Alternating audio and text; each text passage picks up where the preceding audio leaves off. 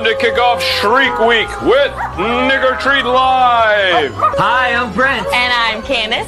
Did you send in a postcard to Nickelodeon's Nigger Treat sweepstakes? Because if you did, you might be one of the people that we call. For the next 3 hours, if your phone rings, do not say hello. Say, Nigger Treat! Nigger Treat! Mr. Knight! We're sharing a bed. I just found out Count Dracula was a... Oh, is that so? You don't have to believe me, but that's the facts. Well, suddenly I miss my dad.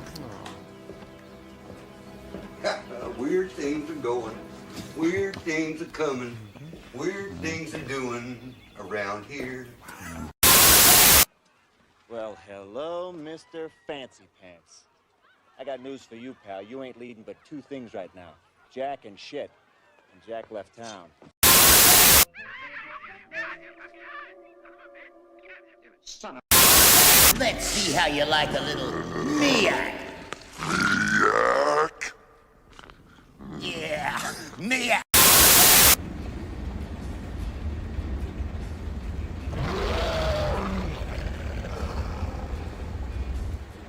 Oh boy, oh boy. Ah, I'm stuck! Running, running, running, running. Ow! Ow!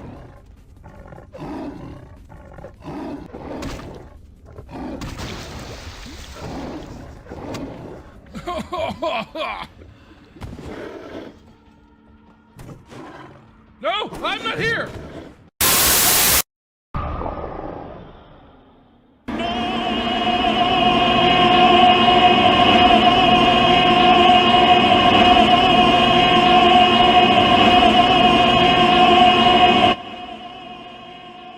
Yep.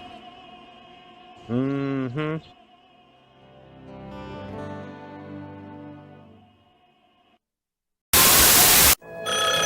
Nigger Treat! That's how you should be answering your phone all morning if your postcard is in and you want to be one of 1,000 lucky winners.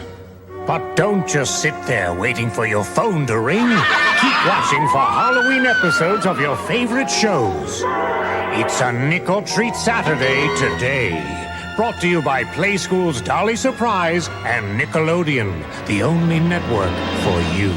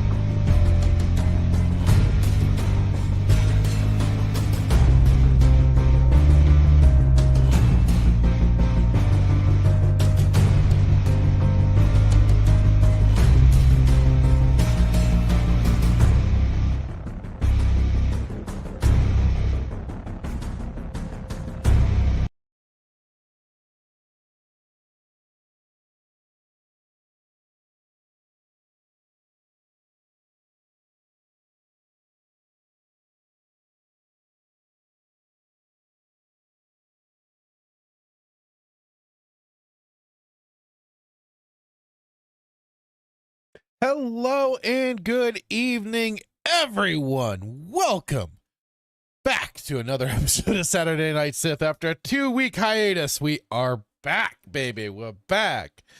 I'm your host, The Fractured Filter.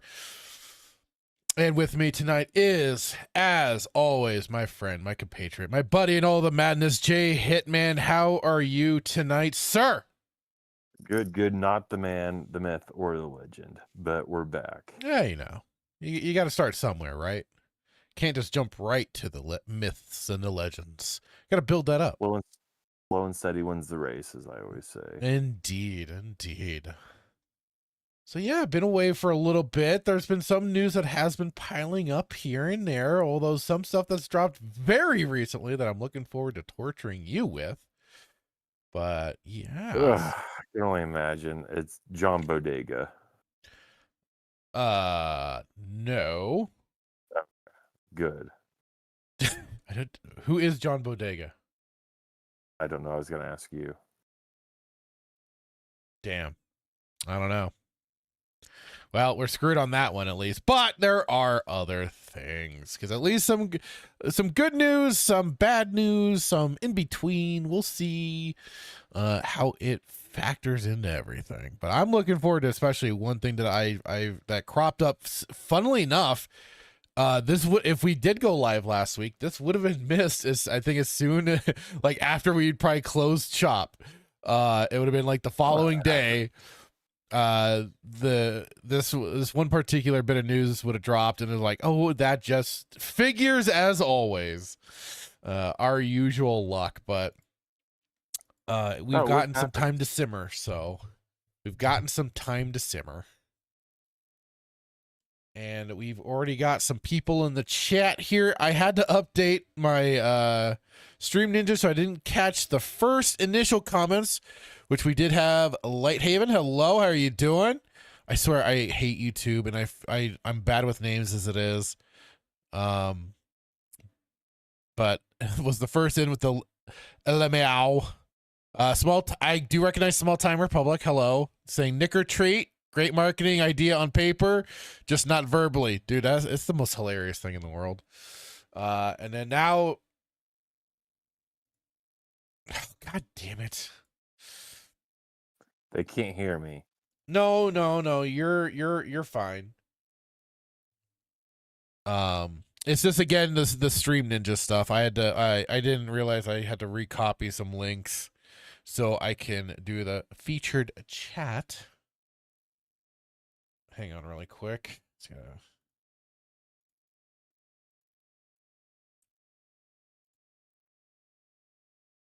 Okay. This is what happens when you're gone for a little bit. There we go. And we got Duke Devil 95. Brad, how's it going? Saying hashtag bring back Ben Solo. Oh, that's... Oh, why would you say such mean things? Why do that, Brad? Because Adam Driver said that he was a part of the greatest script of all time. You know, I'm glad I don't know what that... Well, wait, hang on. I'll put in Discord. Okay, we can go over that. I think he said it was blanking awesome is what I read.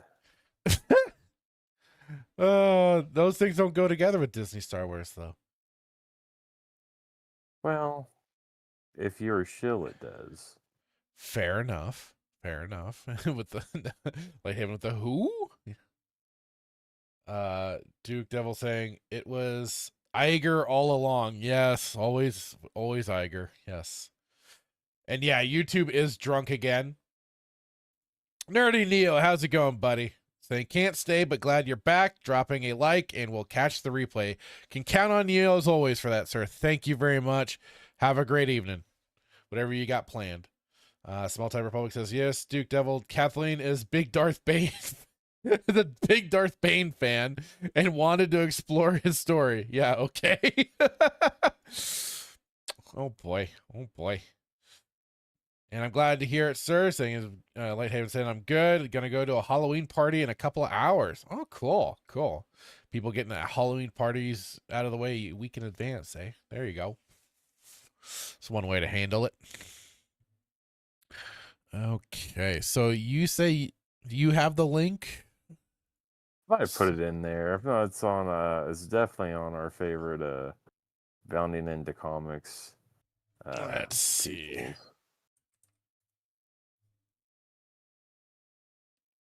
So what should I just like search up for Adam Driver and Star Wars? Oh wait, here we go.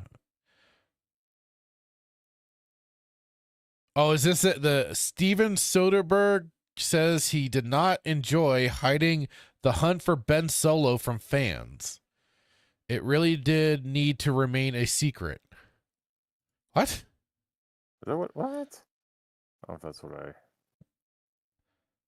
This was from today, October 25th.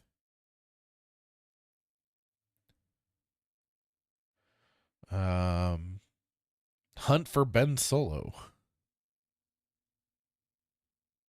Yeah, it wasn't this supposed to be like a in between thing. I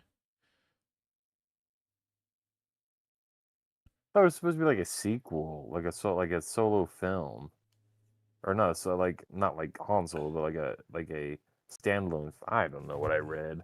I just saw it before the show. Gotcha. Well, Brad is pretending to. He says he's sorry, getting ready for Halloween by pretending to be a Disney shill. Damn it, Brad. He also pretends to be a Bajorn fan, but I don't really think he is. I know. I believe he is. I believe he's sincere with that one. You're kind of alone in your Bajoran hate there, Hitman. No. There's others who there are dozens of us. We are. Yeah. We are legion, for we are many. Yeah, here it is. I told you I found it. Crazy. Here, hold on. Going into a Discord. Okay. Emo Ben, maybe, yeah. Lordy. It's not true. It's not true. That's impossible. With the Peter Griffin voice. I try. Okay. Here we go.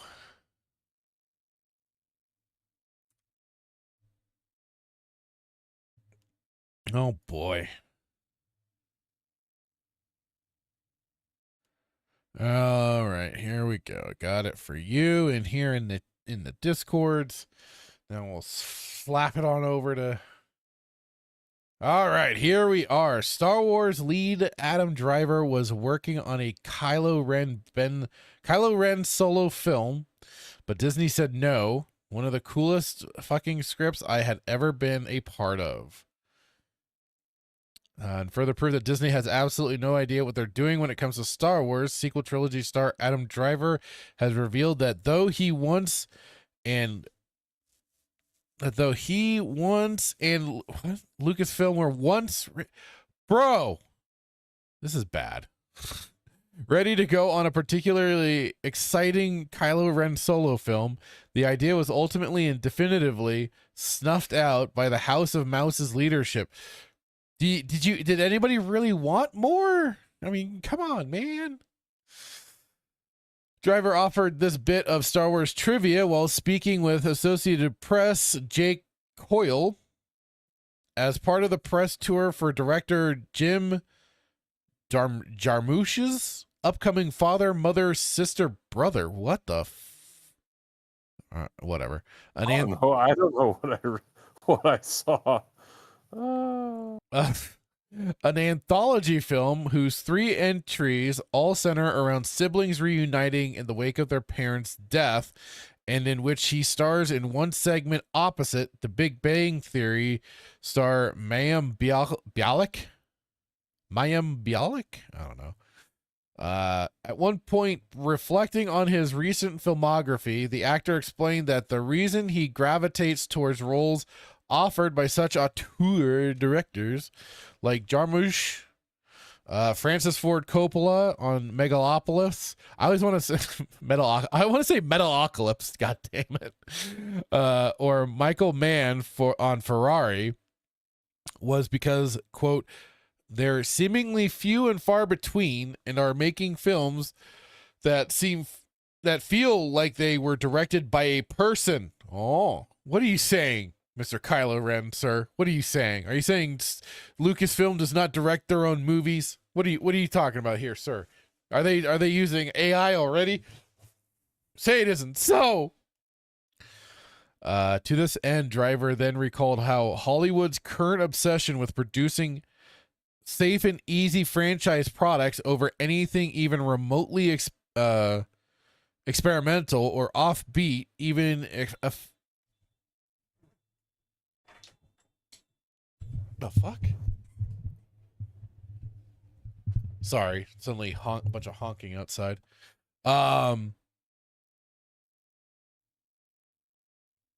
Where was I? Remotely experimental offbeat even affected his chance at expanding upon Kylo Ren's character. Quote, I always was interested in doing another Star Wars. I had been talking about doing another one since 2021. Kathleen Kennedy had reached out. I always said, with a great director and a great story, I'd be there in a second. I loved that character and loved playing him. Oh boy. Oh boy. From there, he told Coyle he worked with director Steven Soderbergh, who had previously collaborated with on Logan Lucky, and his wife Rebecca Blunt to outline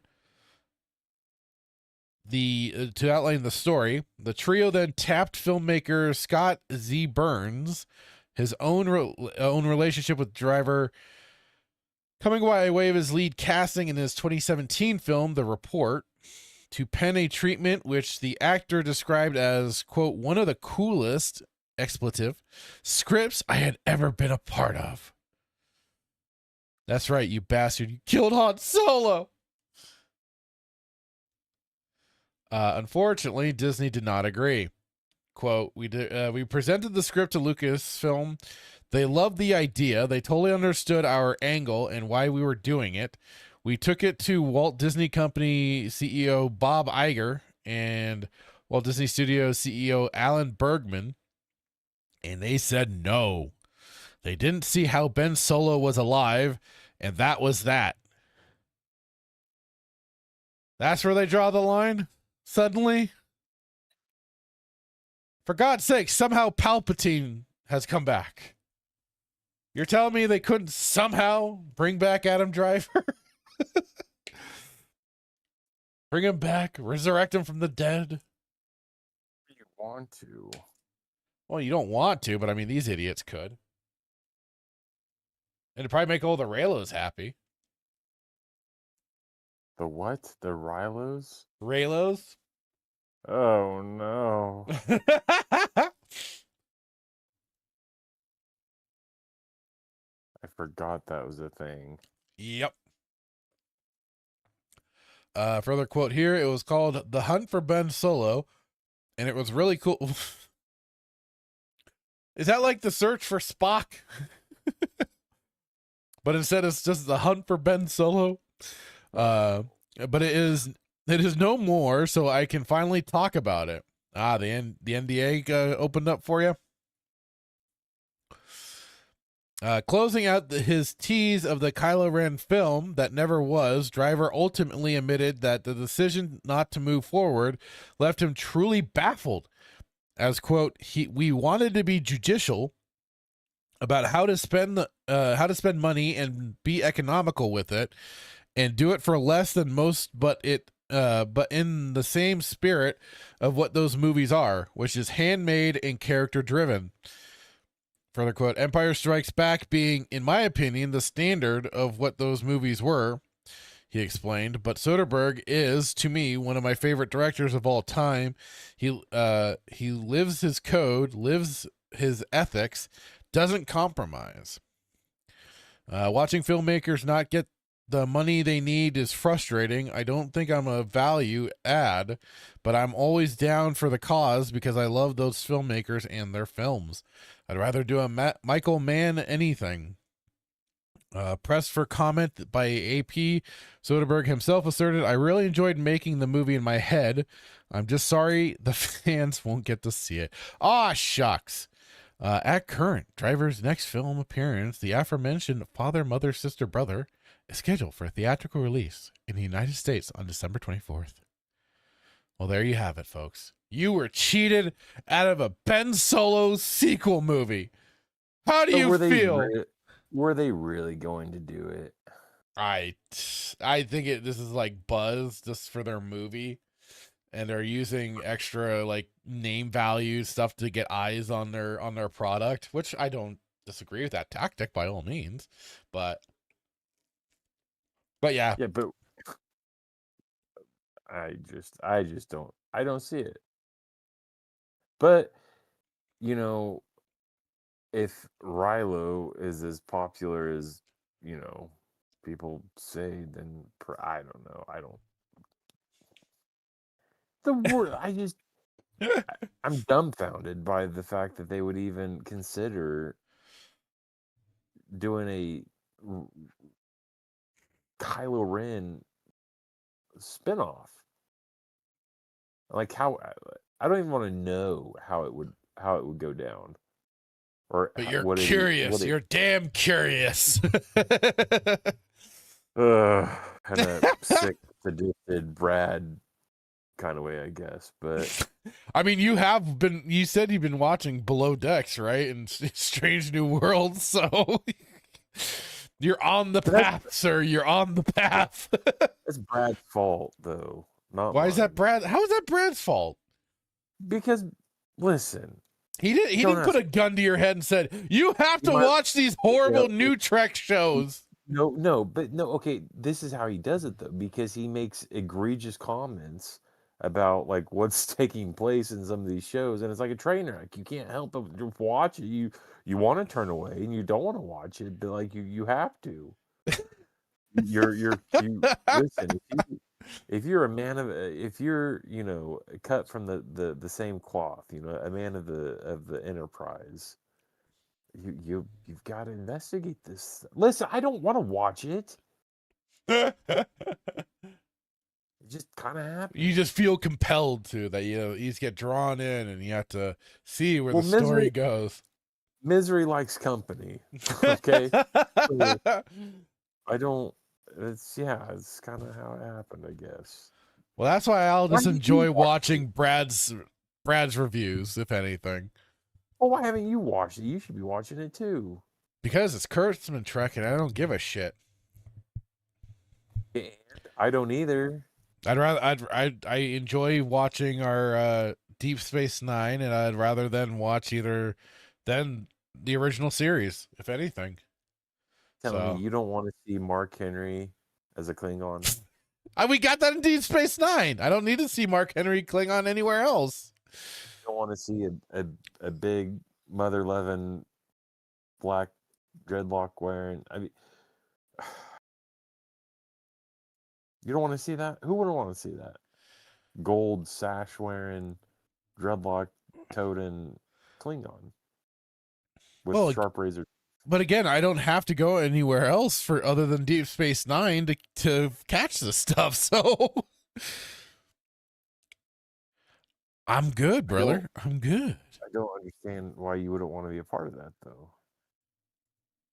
Listen, I've got the feeling that Static is probably going to make us watch the Grogu, Mandalorian and Grogu. So I'm reserving my punishment for something like that. Be out of the country when that premieres, honestly. I think I'll be in France or Canada, one of the two. Getting the hell out of Dodge. Yeah. Listen, this vacation's been planned for a long time, and I would a lot of money has been spent on these tickets. So as much as I would love to back your play, I just first class to a foreign country, I don't think I'm going to be able to attend, because he did that with the Acolyte. Remember that? Yeah, we watched a couple episodes, a few episodes, but then I kept watching it just out of morbid curiosity. That's where I got myself into trouble with that one. But I accept that I did that to myself. Yeah, but then you're used to it. So there's no reason why. But we've been on such a nice break. We didn't watch Skeleton Crew or any of the other slop that came out in between. So I've been very happy and content, although I've been feeling like it was kind of our I think you owe me, because I watched Skeleton Crew. I had to watch that. Why did you watch it? Huh? You didn't have to watch it. I didn't tell you to watch it. You watched Skeleton Crew? Yeah. Why?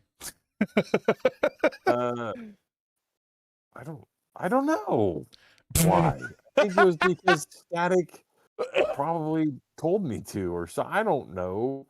You're missing the point here. The point is, Oh, that, sorry. What is the point of all this? That we need to watch Below Decks. Oh God. So what? Now you want to watch that, and then we'll come back. No, next? hold on. Which one was the? Which one? No, because that was one where they spread the cheeks. No, I don't want to watch that one.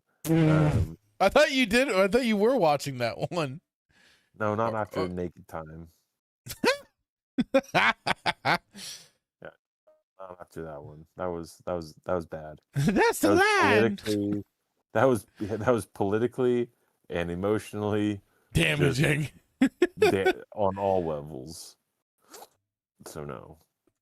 Oh God. I don't even know what we've been out of the Star Wars game for so long. I don't even know what they've done recently, if anything. Yeah, I really don't. Other than Skeleton Crew, that was kind of the last thing I knew about for sure. I wonder if they're like just holding off until the Grogu movie. Because it was Acolyte and then it was Skeleton Crew. So no, Andor season 2. We didn't watch that. Was that Andor season 2 came out after? Oh, and Small Time Republic says Star Wars Visions comes out next week. Which was the animated one, which we didn't even watch the first one. No, because and then we didn't watch Lego Summer Vacation. Oh, fuck! I forgot about that. Hold on, and there was also then the Star Wars Tales of the Empire we didn't watch. Isn't it sequential order? Because I feel like it was Acolyte, and then was it Skeleton Crew after Acolyte or Skeleton Crew? Oh God, I don't know. What was it in the sequence? I can't remember. All I remember is the couple events that were just heinous when they changed Kaidi Mundi's age. And yeah, that was Acolyte. They made Plagueis into a pedophile, a creeper. But Brad did say the Force can have a strong influence on the weak-minded. I'm just doing the Jedi mind trick on Hitman. And he says it's Lower Decks. Below Deck is a sailing reality show. Listen. Should I really care, Brad? Does it matter? I mean, it's a trash animated cartoon as it is. Do we need to show it any respect by saying its proper name? I don't think so. But that's me. It's kind of like the Family Guy of Star Trek. Good Lord. That's not selling it. That's really not selling it. Well, if you had your choice between Below Decks and Lower Decks. So, Strange New Worlds and Lower Decks. What would you choose? Oh God! Knowing that we would have to start reviewing one. I guess I would take Strange New Worlds. Wow, that's rude. Why? Because it's a non-animated. Not even just because it's not animated, but just because I've already seen some of Brad's reviews. It seems bad and cringy, but it seems at least somewhat tolerable, and I don't have to worry about some animated characters spreading their ass cheeks. You haven't seen the Klingon episode. You keep talking about the Klingon episode, and we're still trying to figure out which one you're referring to. Because Brad's watched it all, so he should know which dreadlock toad and Klingon I'm talking about, with the sharp teeth. Kind of. And this is still season 1 stuff, right? Yeah. I don't know if I can emotionally make it to season 2. That doctor is the female version of Bones, or I don't know. What is it? Nurse. Oh no, it's Nurse. Toads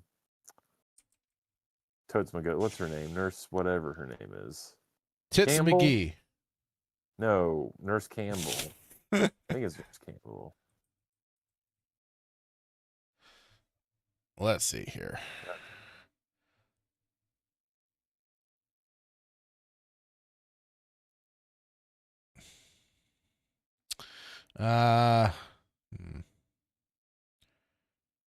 Nurse Christine Chappell.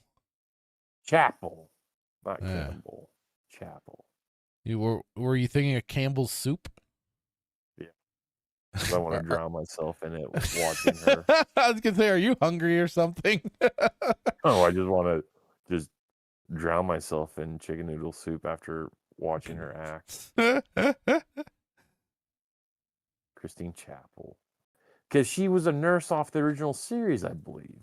And she, mind you, she was a Shishicucamonga on the original series. This one. Oh, Brad, yeah, Brad had it in the chat. He had Chapel in the chat. I just didn't see it till now. Small Time Republic says Starfleet Academy will be an abomination.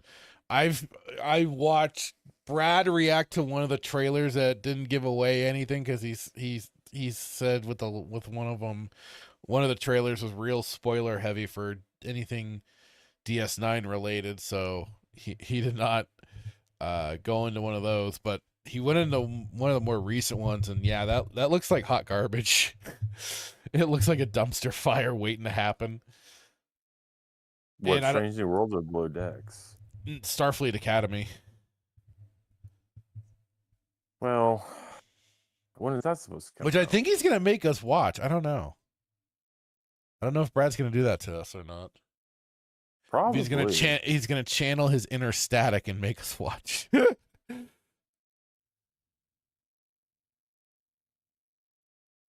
When does it come out? It's got to be good. It's Kurtzman Trek, right? Oh God. So let's see. What was it? Starfleet Academy. Let's see here. It's slated for next year.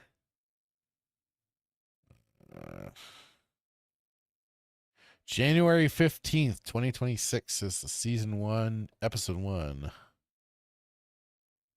So yeah, we got next year that's coming. And it looks like hot ass. Like Below Decks hot. I don't know quite that level, but certainly, probably pretty close, just maybe minus the other stuff. Although there was a Klingon in a dress. Or at least what looked like a dress. No. I don't believe so. Don't you feel lucky, Brad? He says Academy comes out a day after my birthday. What a gift. I'm so excited. We should do a birthday reveal. Oh, maybe no. Maybe it'll premiere on a Sunday. Oh, that no. would be great. Wait, when's Brad's birthday? Brad's birthday needs to be on a Sunday, so this thing can reveal on a Sunday. Well, let's see. January 15th, so then his would be the 14th. Wait, he said before or after? After, yeah. Okay. All right, so his would be the Wednesday. Okay. It's on a Thursday. So the pregame. I don't know if Static's going to give enough of a shit to want to do that. Star Trek, he tends to kick Brad anytime he starts talking Star Trek, so rude. I know, but Static's just kind of like that. I'm gonna buy Static probably a box set of Discovery. Oh God.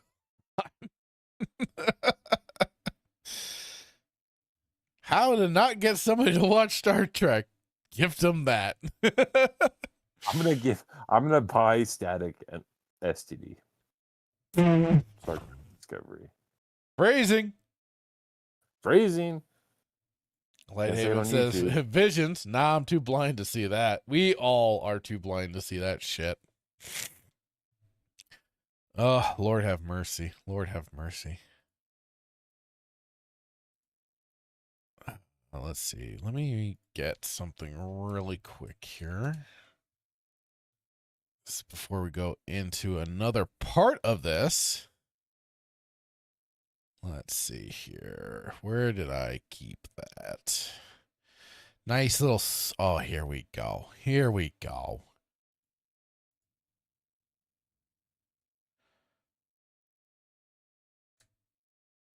All right. This is although I don't know how big of a fan you are, but we're going to find out. Here we go for Hitman in the Discord. And now for the chat. Yes, from the Halo official account on X. Halo campaign Evolved arrives in 2026. Let's get hyped. Experience enhanced gameplay, additional missions, new features on Xbox Series X, S, and what is that? PlayStation 5? Whoa, buddy. I'm so pumped that PlayStation can make a deal with Xbox so they can just make more. Get hyped. Stealing Xbox games. I love Melee Games was one of the comments that I saw. Halo died when Bungie bowed out. Now it's just comedy. I gotta give that. But yeah, so now we've got trailer, baby.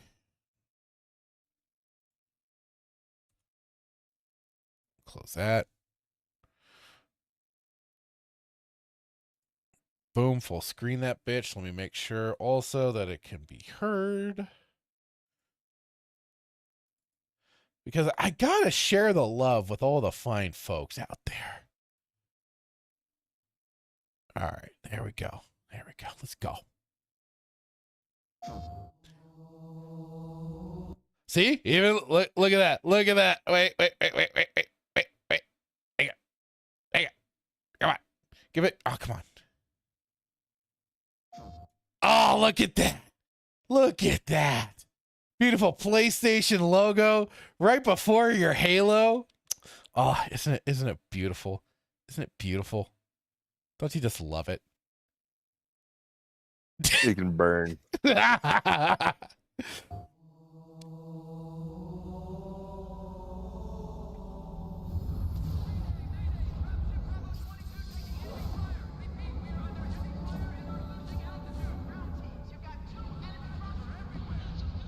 According to the data in their networks, the ring has some kind of deep religious significance.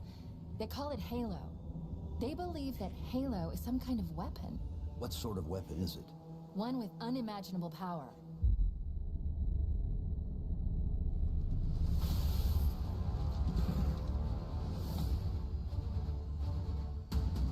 Chief, you gotta find the cartographer. We'll keep him busy as long as we can.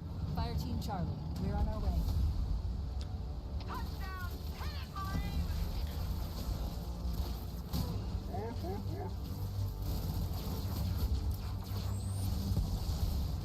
Somebody order a warthog.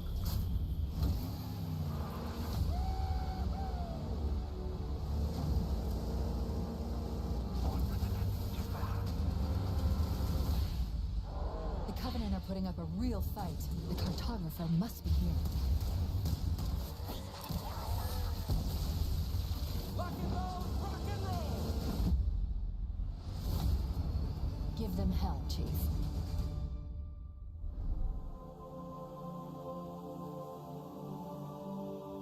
Look at that coming 2026.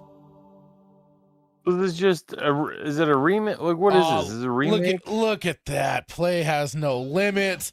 PlayStation. Oh, isn't it glorious? Isn't it glorious? I find it funny that they have to make a deal with Microsoft to release it to them. Because they can't come up with any good game themselves other than Spider-Man. Oh, but look who hasn't crossed over. Good old Spidey hasn't crossed over to play the Xbox yet. Or no, well, he doesn't need to. I mean, the funny thing is they've already had Spider-Man on Xbox on previous games, so. Hey, Static, how's it going, dude? And yeah, Lighthaven points out it's a Halo 1 remake. So, and it's gonna be all in the Unreal Engine, as you can kind of tell from some of the way the textures look and stuff like that. I'm pretty sure some of the art direction for the first game would already still be suffice. But you know what? We haven't played the game yet. It could be awesome. How dare we have any haters on this, right? The peak cinema right there for this trailer, folks. Peak. And you know what I find even more amusing? Sonic the fucking Hedgehog didn't even go over to Nintendo until about 5 years after they shit-canned Sega consoles and stopped making them. But Microsoft is already sharing out their flagship, basically, guy. Master Chief is going to the enemy. I just don't understand, like, is it Microsoft doing it, or is PlayStation paying Yes, of course. Like, yeah. No, they're doing it. No. Is Microsoft the one, who started it? Was it PlayStation or Microsoft? Wait, what do you mean started it? Did Sony go to Microsoft and be like, hey, we're going to pay you all this money for you to release Halo on our platform? Or did what benefit does Microsoft have to do it, other than, like, I guess I just don't understand it. Well, as Nerdy Neo will surely say, and would say if he were still in the chat, that, hey, what's the big deal? It just means that it's going to be on multiple platforms, with giving people multiple choices on how they can play and experience the game. What's the harm in that? Because we've talked about this. I know we have. I'm just. but I don't get it. Like, what's the point? For them to make more money? It would just be, to Nerdy Neo's point, the ability to get more eyes onto their game, to their IP, yada yada yada. Halo's been out for 20 years? Oh, I don't know. How many years has this game been out, and you're going to use... It doesn't make any sense. You're going to release this game on PlayStation in hopes that people will buy an Xbox, but you're playing on a PlayStation. Why? Like, what would be the end No. goal? It's not to get eyes on the Xbox. It's just to get eyes on Halo itself. But it doesn't make any sense, because it would make sense if it was an exclusive to Xbox. Get your eyes on Halo so you go buy an Xbox. But you are just wanting to re-release this so you can make... Well, it's not a re-release, it's a remake. They're remaking the original game. It's a re-release. And the original Halo Combat Evolved came out 2001. 24 years ago. Isn't that wild? I guess I just in my mind, maybe it's like, well, they want people to see Halo or get their eyes back on Halo, so they're going to make a partnership with PlayStation so people will buy this game so they make more money. Doesn't make any sense to me. But again, I'm not the smartest crown in the toolbox. So maybe somebody can explain this to me, because I didn't quite understand the big deal.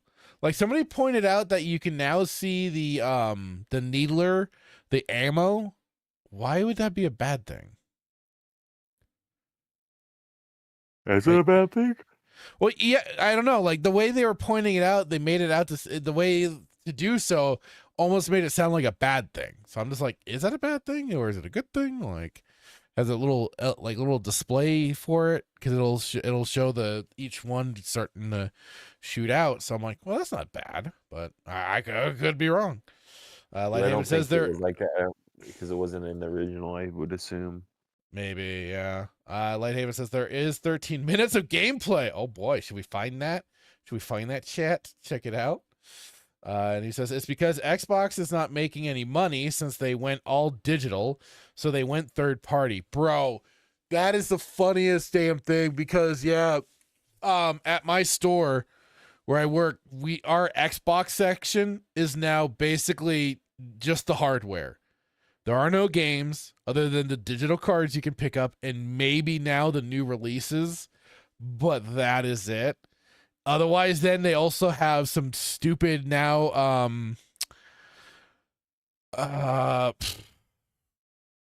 Fallout, the TV show merch, toys, and a refrigerator replica thing.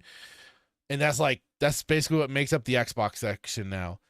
And all and like I said, the digital cards too. No physical games, none whatsoever. I'm waiting for Sony to follow suit.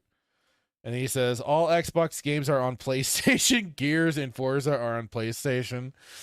Oh lordy, and it just goes to figure too that the one that still has hold out is Nintendo as well. Hey Timon, how's it going? Saying hey for Actor Filter. Hello, sir. Hope you're doing well tonight. Lighthaven says it's not. People are just complaining over nothing. It's the Xbox. They envious. Are you envious, Hitman? No. Yeah, you could hear the quickness of that one. And then Lighthaven did say, yeah, it has 4-player co-op, but no multiplayer. The original did not have multiplayer either, though. I'm still hyped either way. 4-player co-op online. Okay. But then how were we all playing? So wait, did the Master Chief Collection add multiplayer for Halo 1 for us? Because I know we did that with some of the Melee Games community event, which that was actually fun. That actually got me to play Halo. Now, I'm not a Halo person. Never been a big fan myself, but and he said it's going to use Halo 2 mechanics. Huh. Is that good? Or would it be better to use Halo 3? You'll have to tell me on that one, because I don't know.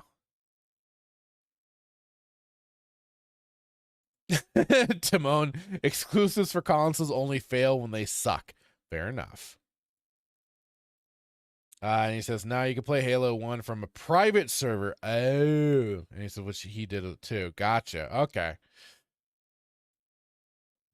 All right, so let me see if I can find really quick. We'll maybe take a look at this. Oh, here we are. So is it Kombat? Yeah. Okay, here we go.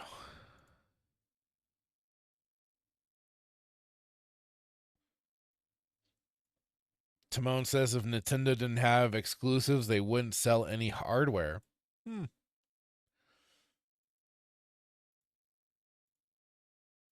Okay.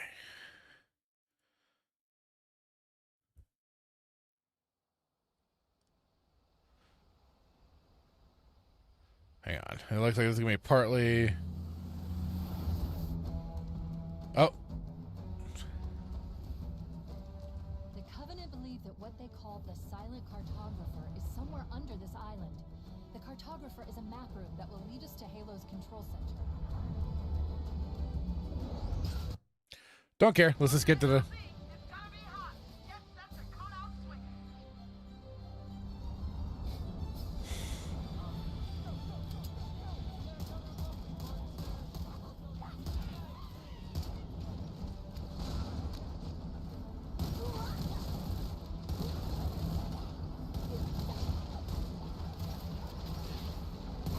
Hang on. Let me also make sure that...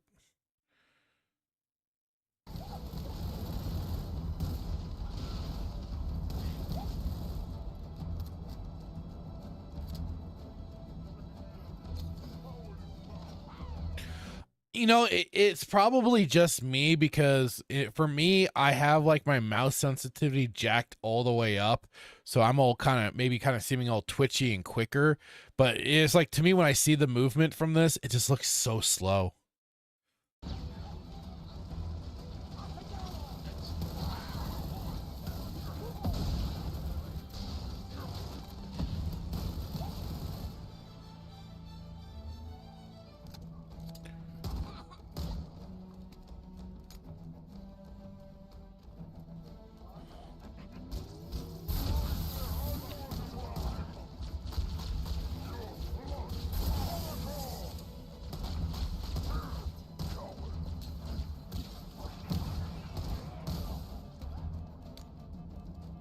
Area secure.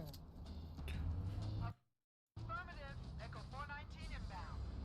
Somebody order a warthog. So I guess that's been another thing I've heard some people talk about. Sprint, good or bad? Like, are you? Because I've heard that with this, I think Master Chief is this full on blitzkrieg mode where he's just running all the time, kind of like probably like Doom guy. But are you not? Is that not an issue for you, Hitman? You're probably more of a Gears of War guy, weren't you? Well, I was both. I mean, I'm more obviously Gears of War, but I played my fair share of Halo. Probably, yeah, more Gears of War, but I played Halo for a lot. So you're talking about the sprinting? Yeah. I'm indifferent, I guess, on it. Okay, just curious. Like, I can understand it. It can be kind of annoying sometimes having to hit that sprint button and do that, and versus just kind of having them in the run mode as it is. So I can kind of see two parts of it, but then like having that control. I'm always used to like pressing the sprint button. Right. Okay. Lighthaven says, yeah, they're gonna have the dual wield energy sword and gonna be able to steal vehicles while the Halo 2 in this. Also, sprint is an option. You could not do that in the original Halo. Okay. Timon is asking, is it on easy? Most likely, yes. Because they want to show off it being fun and accessible for probably mostly for the journos, so they can play it easily and get their review out and stuff like that, and for the people that just don't want a challenge.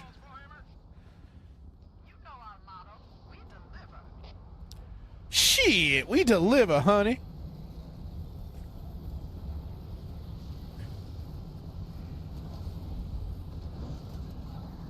Let's go find the map room. That will show us the location of Halo's control center. I've been able to pinpoint the main facility by cross-referencing Covenant survey data and religious texts. We were right. It's on this island. I've marked the entrance with a nav point.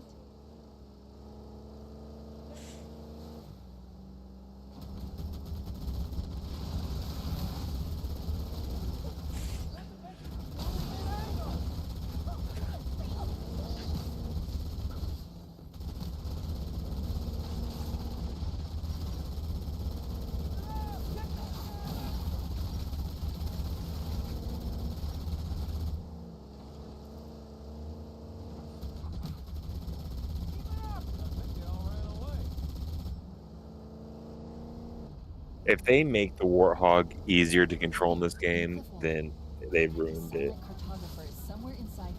Wait, say that again? I said if they made the maneuvering of the Warthog easier in this game, they've ruined Halo, because that's the whole reason. I mean, that's one of the greatest things about Halo is the Warthog is so hard to control. Wait, but why? I'm so confused by You that. heard it Like, right.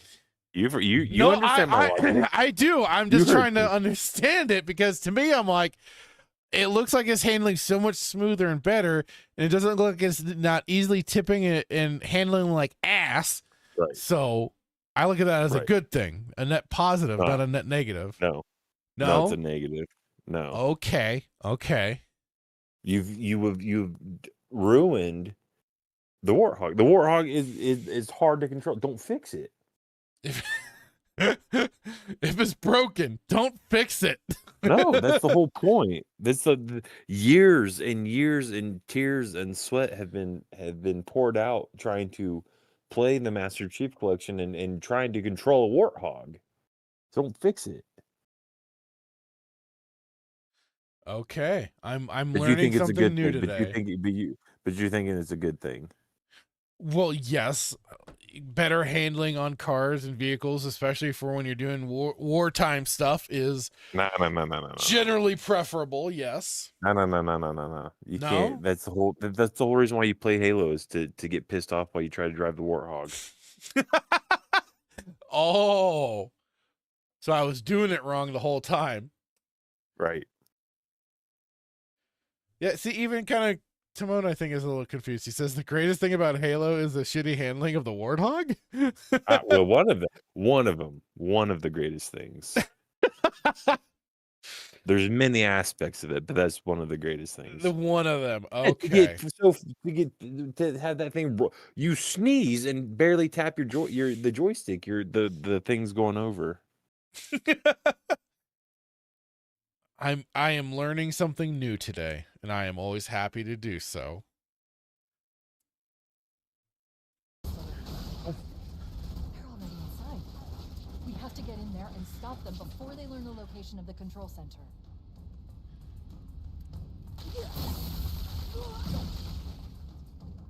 He did it wrong. It was supposed to overheat.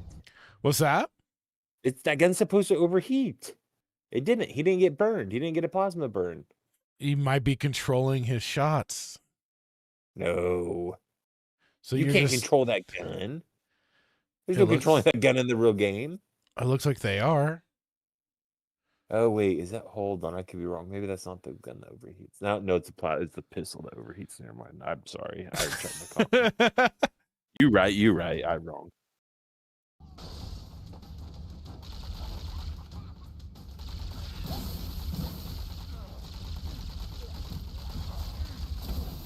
Oh, there it goes. Oh, there it goes finally. Okay. He's definitely not playing hardcore or elite.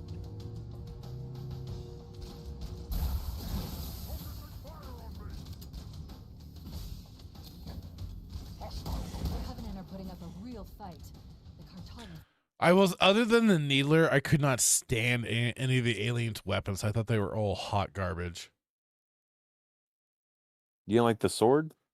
The sword could be okay, but the Needler I liked, and I mainly just stuck with them the human's weaponry, mainly the was it not the AR, but the BAR, the battle rifle, the one that I think that had the scope on it and everything. That one I liked. Must be here. My analysis indicates that the map room should be at the bottom floor of this facility. Let's keep going inside. Don't let them lock the doors.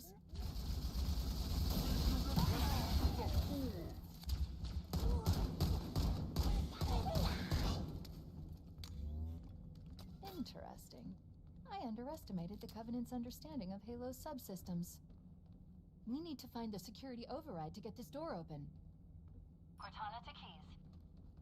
Go ahead, Cortana. Have you found the control center? Negative, Captain. The Covenant have impeded our progress. We can't proceed unless we can disable this installation's security system. Understood. We're still en route to the objective. I may be out of contact when we get there. Here are your orders. I want you to use Run him over! necessary to force your way into the facility and find Halo's control center. Good luck, people. Keys out. Let's move down the beach. Keep an eye out for any unusual structures that could house the security system.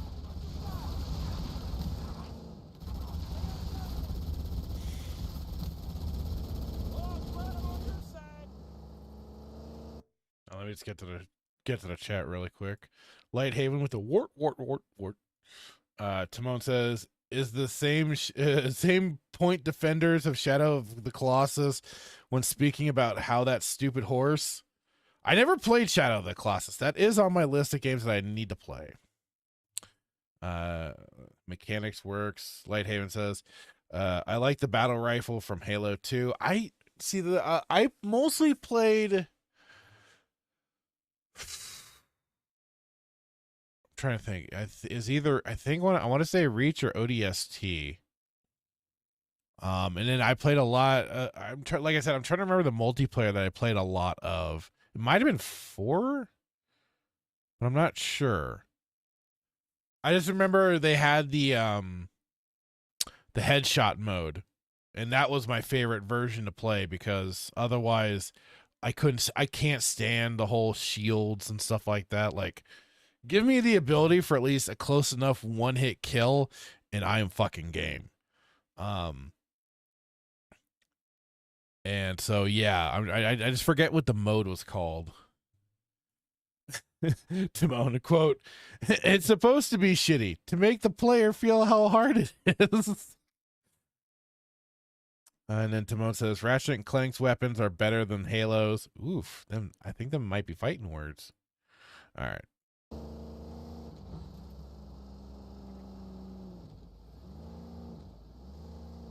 looks like there is a path into the interior of the island.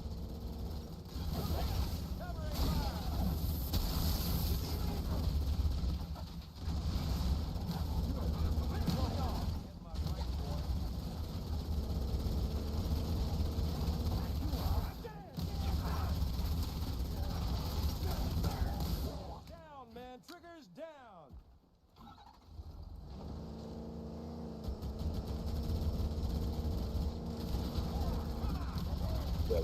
Warthog. What's that? They fixed the crappy Warthog. Uh-oh. Game over, man. Game over. Why? Because they didn't tip over going up this hill? Absolutely. You would have rolled over 17 times trying to go up that hill. That's how I know they fixed it. Hey, look at that.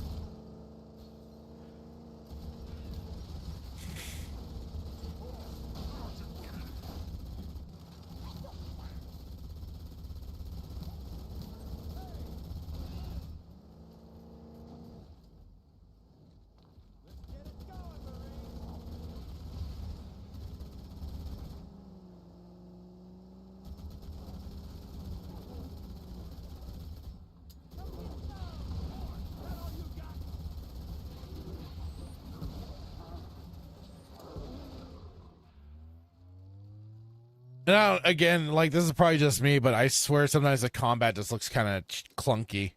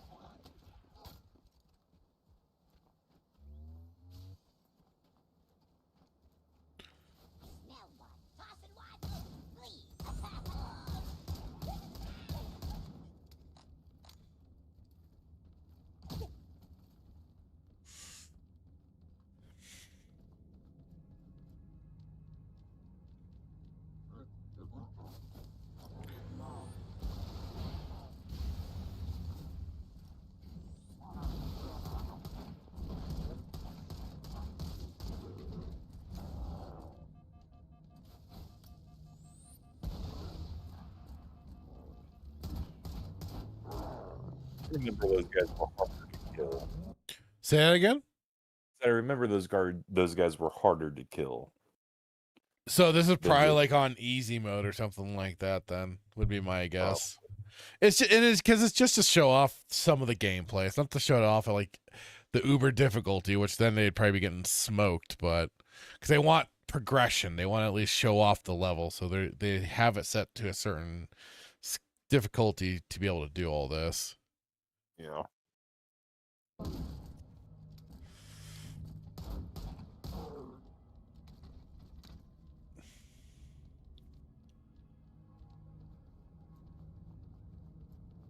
the holo panel to shut down the security system.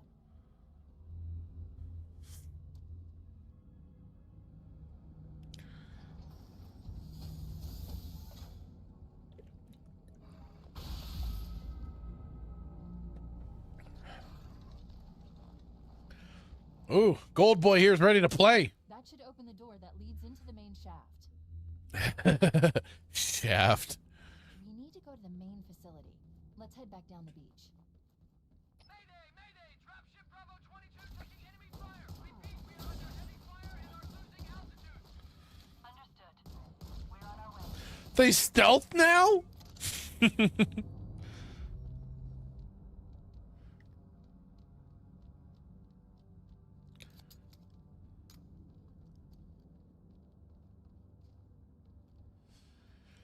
Chief, Bravo 22 was bringing us some heavy weapons. After I saw we were up against hunters, I thought you could use them.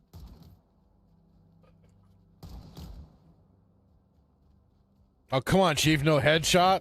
Oh, there you go. The pistol's not that accurate. There's no way he's making those shots with the pistol. Dude, I played the Combat Evolved, and that thing is fucking deadly as shit in that. Really? Yeah, brother. It was called Diffuse Pistols. I was because again, it was part of the Melee Games community event when I was first playing it, and James was swearing by it, and I was like, okay, I'm gonna give it a shot. And dude, it was wild. Like you could use it as a sniper rifle. That's insane. It is. You can't insane. do that in the Master Chief Collection. No, it was the Master Chief Collection. That's where we were using it in. Really? I stuck to the pistol, man. Were you using a controller? Yeah. That would be why. That's insane. Nothing beats mouse and keyboard accuracy, brother. Blasphemy. Nothing at all. Even with your assisted headshots, which this fucking Bungie is the reason for assisted headshots. Fuck them for that, by the way. Fuck I never got them. assisted headshots. It's automatically enabled. You have to go into the systems and disable it. So unless you actually went and disabled it, you had Listen, it was already part of it. As humbly, I say this as humbly as I can. All my headshots were unassisted. They had to do it to basically map for the controllers. That's why they basically created the whole assisted headshot stuff to kind of help with your kind of trying to think of the right way to phrase this. I don't need assisting, but yeah, I can make headshots. And yeah, Lighthaven says, yeah, pistol is overpowered as fucking Halo, even in the multiplayer. Yeah, it was funny as hell.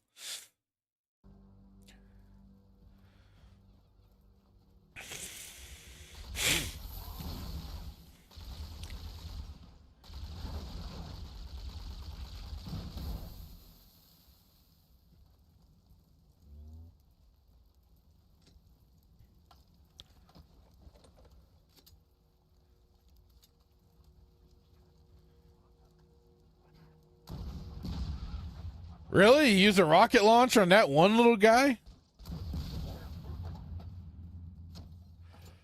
Bro, what a waste of a good weapon.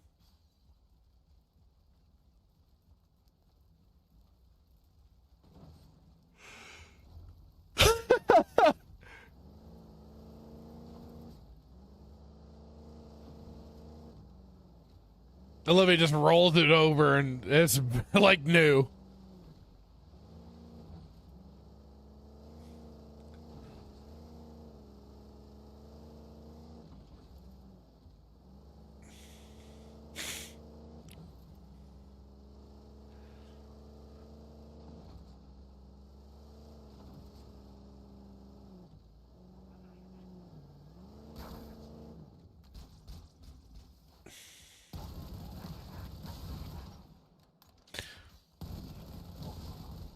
Nothing better than turning Xeno scum into roadkill. Now you see these big guys. That's what you use the rocket launcher on.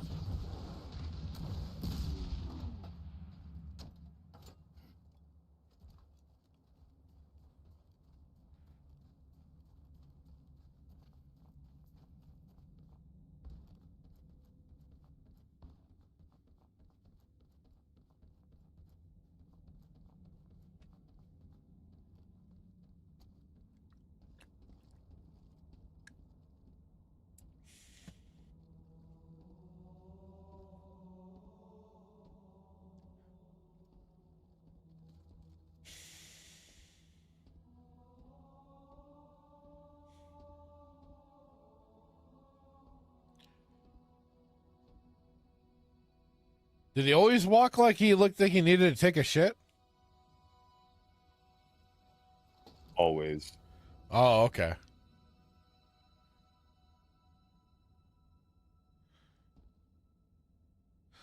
Well, there you are. We actually went through the full 13 minutes of gameplay. Coming 2026. Who's ready, baby? Who's ready?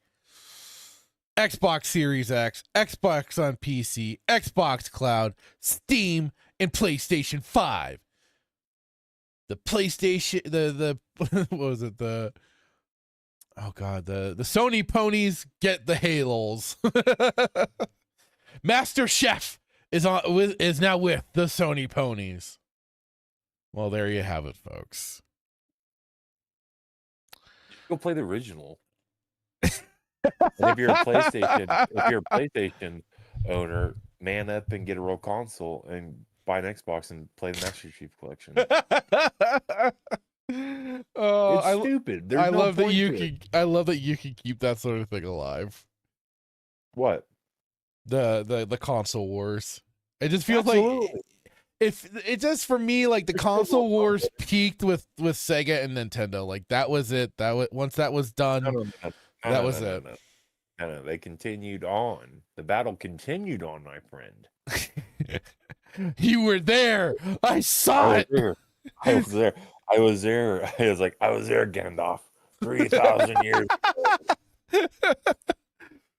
Oh God, Lord, they are very much still alive.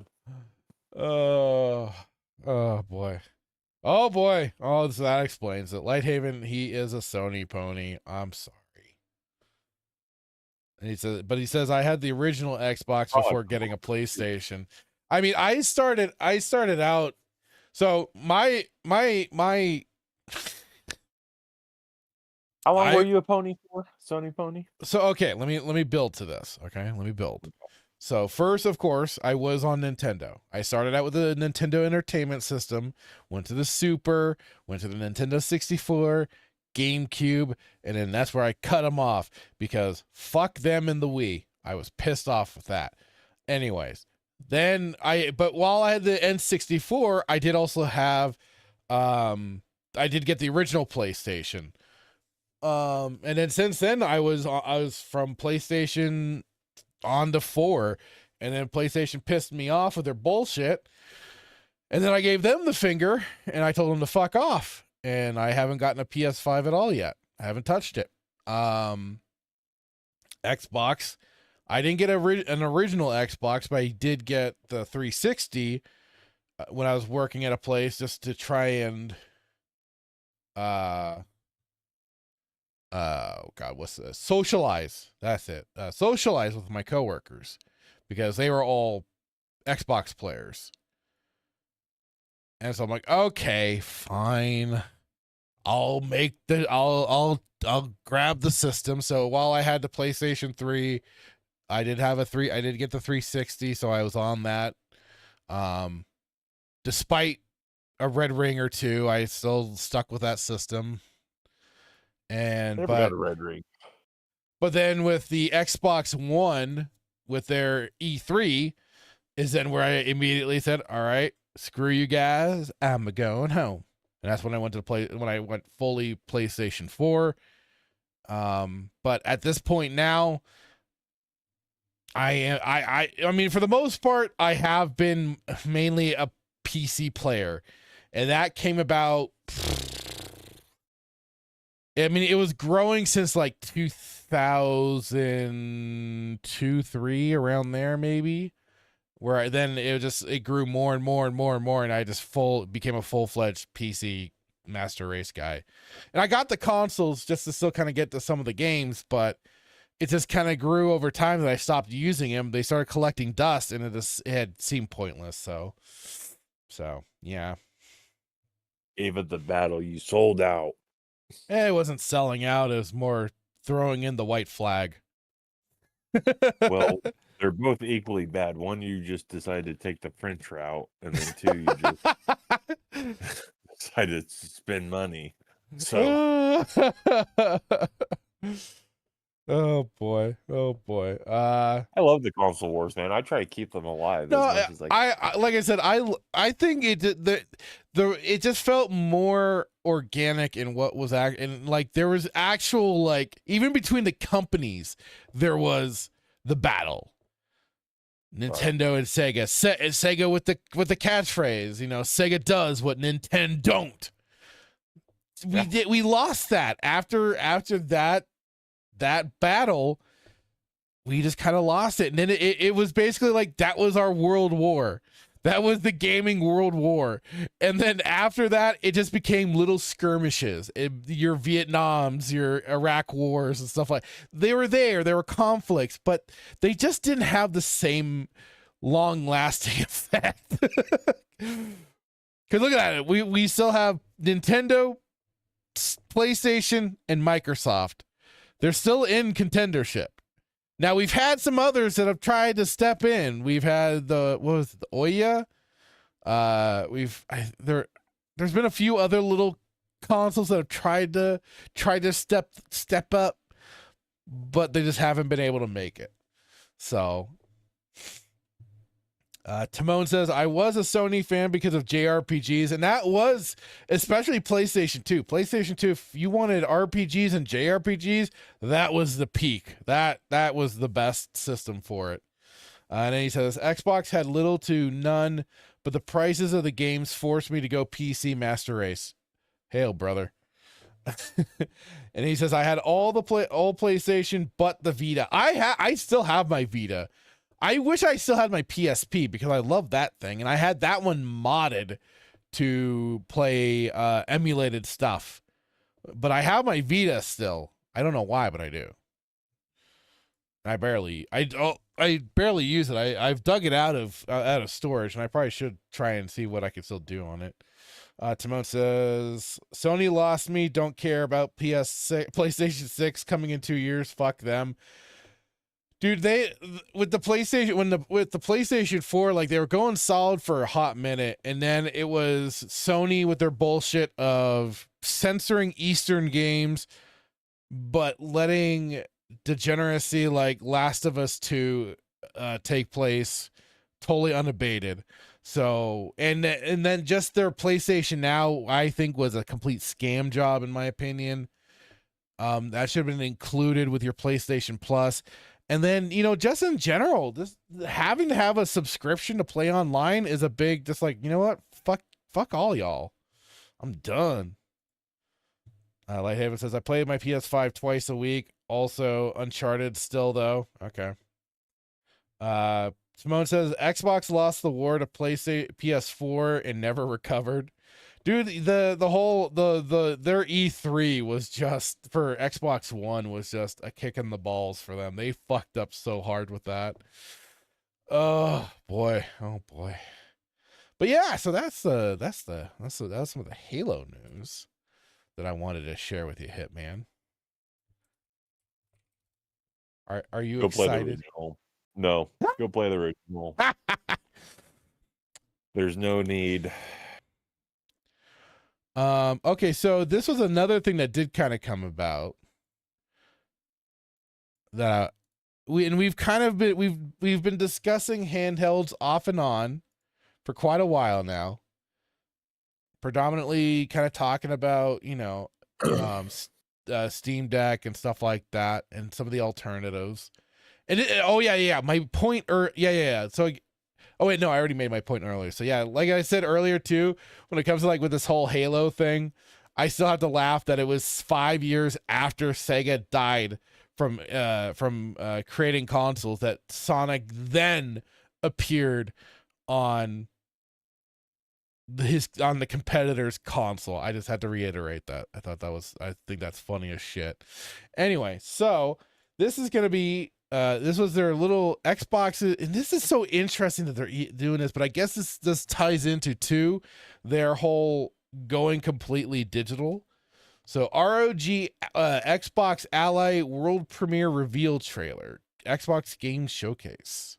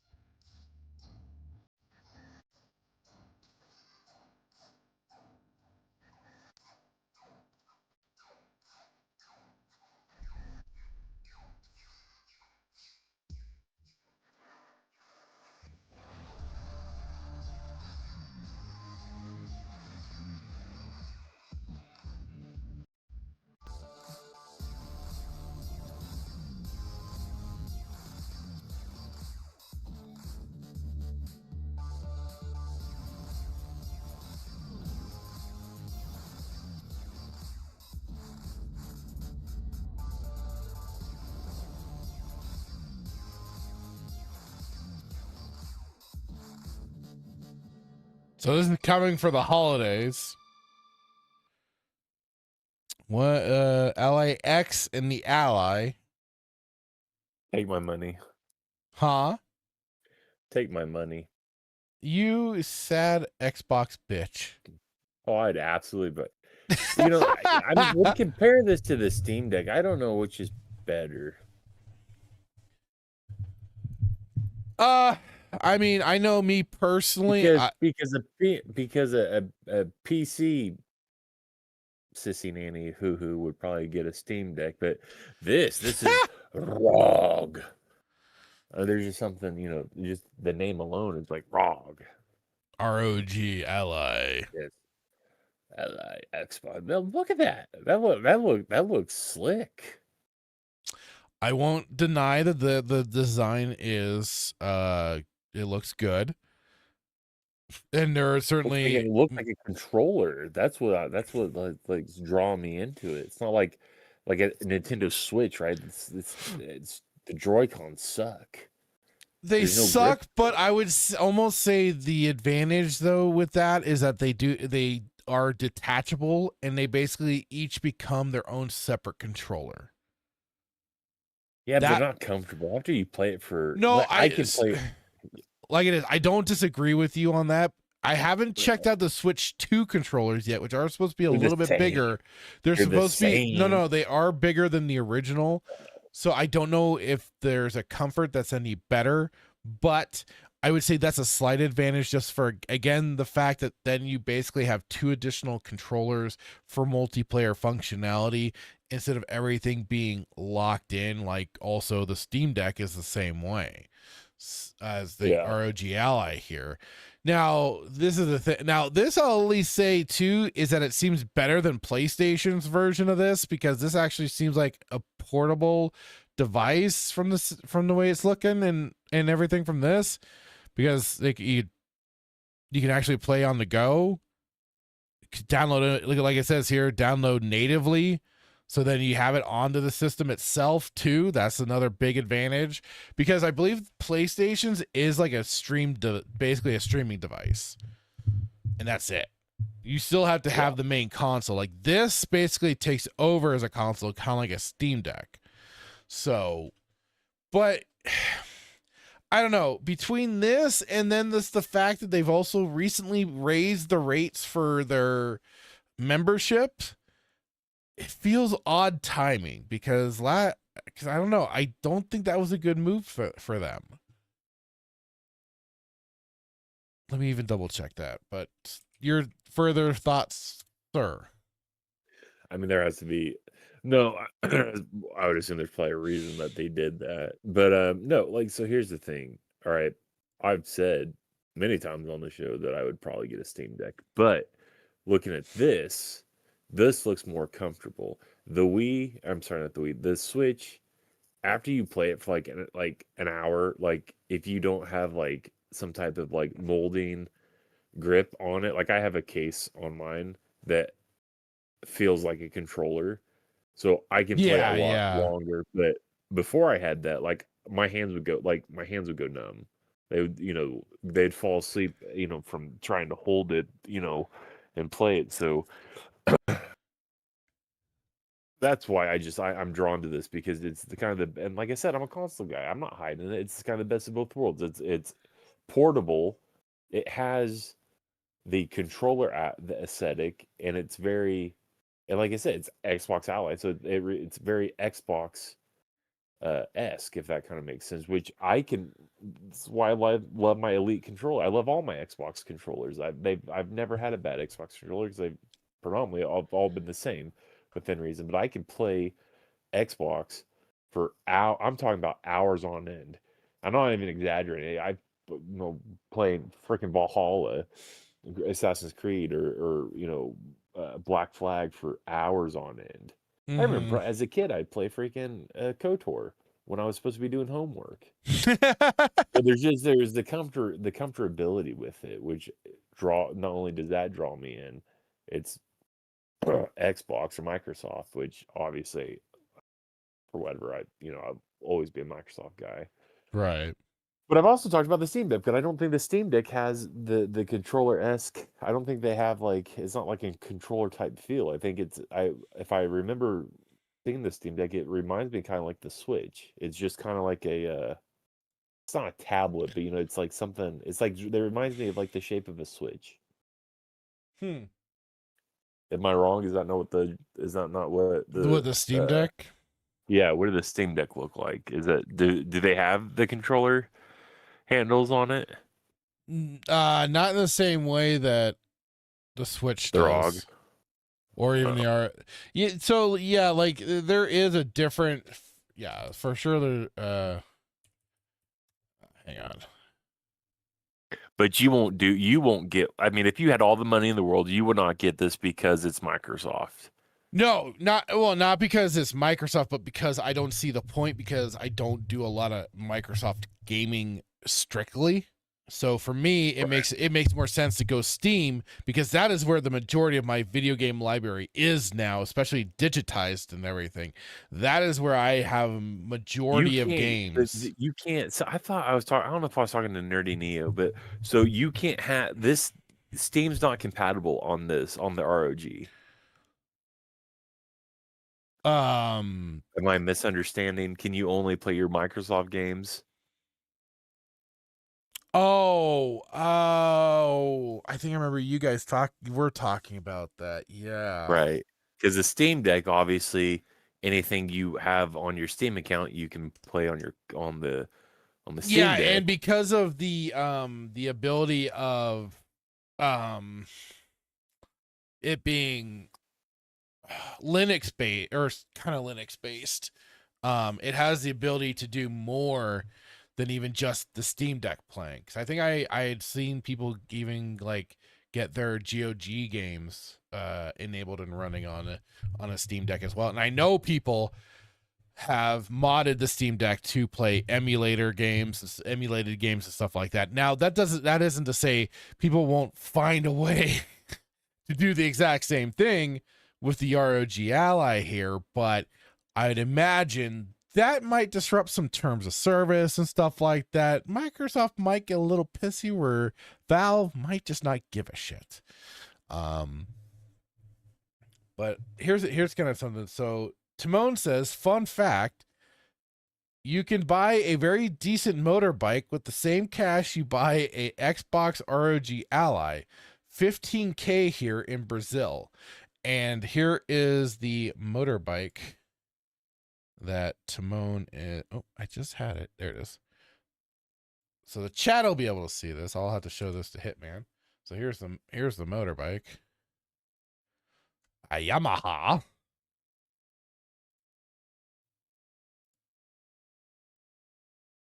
All right, here you go, Hitman. Now you should be able to see it. There's the motorbike. So I guess, which route do you go? ROG Ally or okay, wow, that was quick. Hitman didn't even have to think about it.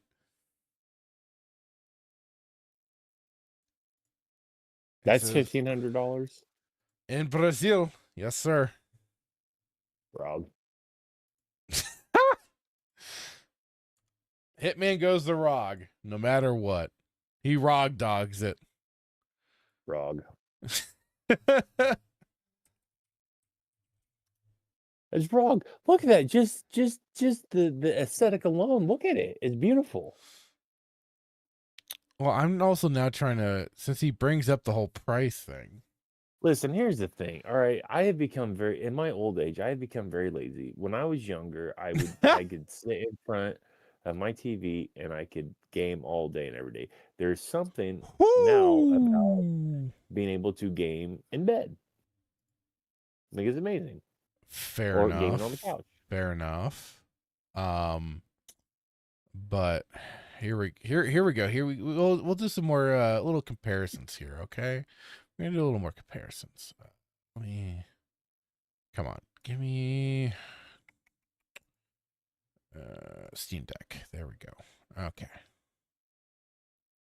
here we go. We're gonna play a little game here. So, let me get it to show for you, Hitman. All right, so because this is to the point of Timon bringing up prices and stuff like that. So here we go. ROG Ally, 1 terabyte, the 24 gigs of RAM, $1,000 dues. That's not bad. And then the regular ROG Ally with the 16 gigabytes of RAM, 512 gigabytes of storage, $600 dues. Huh. That's not bad. Meanwhile, over at Steam Deck, we have your options of the 256 for $399. We have the 512 OLED, $549, and then their 1 terabyte at $649. There's got to be something that ROG has that the Steam Deck doesn't have. I mean, price point right there is kind of a winner. Right, but why? Right? That's the question I'm asking. Why is Steam Deck undercutting them? And they're not necessarily undercutting them because Steam Deck came out first, but what I'm saying is, I was gonna say, if anybody is undercutting them potentially would be the Switch. But even then, that's not the case anymore. But the Switch doesn't. I can't speak with absolute authority. But I meant the Switch 2. The Switch 2 doesn't have the capability to do what a Steam Deck does. No, it doesn't. Right. So again, like you're paying freaking more for a Switch 2 for their base model. Right. Or against their base model. So the question is the ROG Ally. What does it have that the Steam Deck doesn't? And what does the Steam Deck have that the ROG doesn't? Because to your point, I jokingly say take my money. But in all seriousness, if we're basing this solely off price point, obviously Steam Deck wins.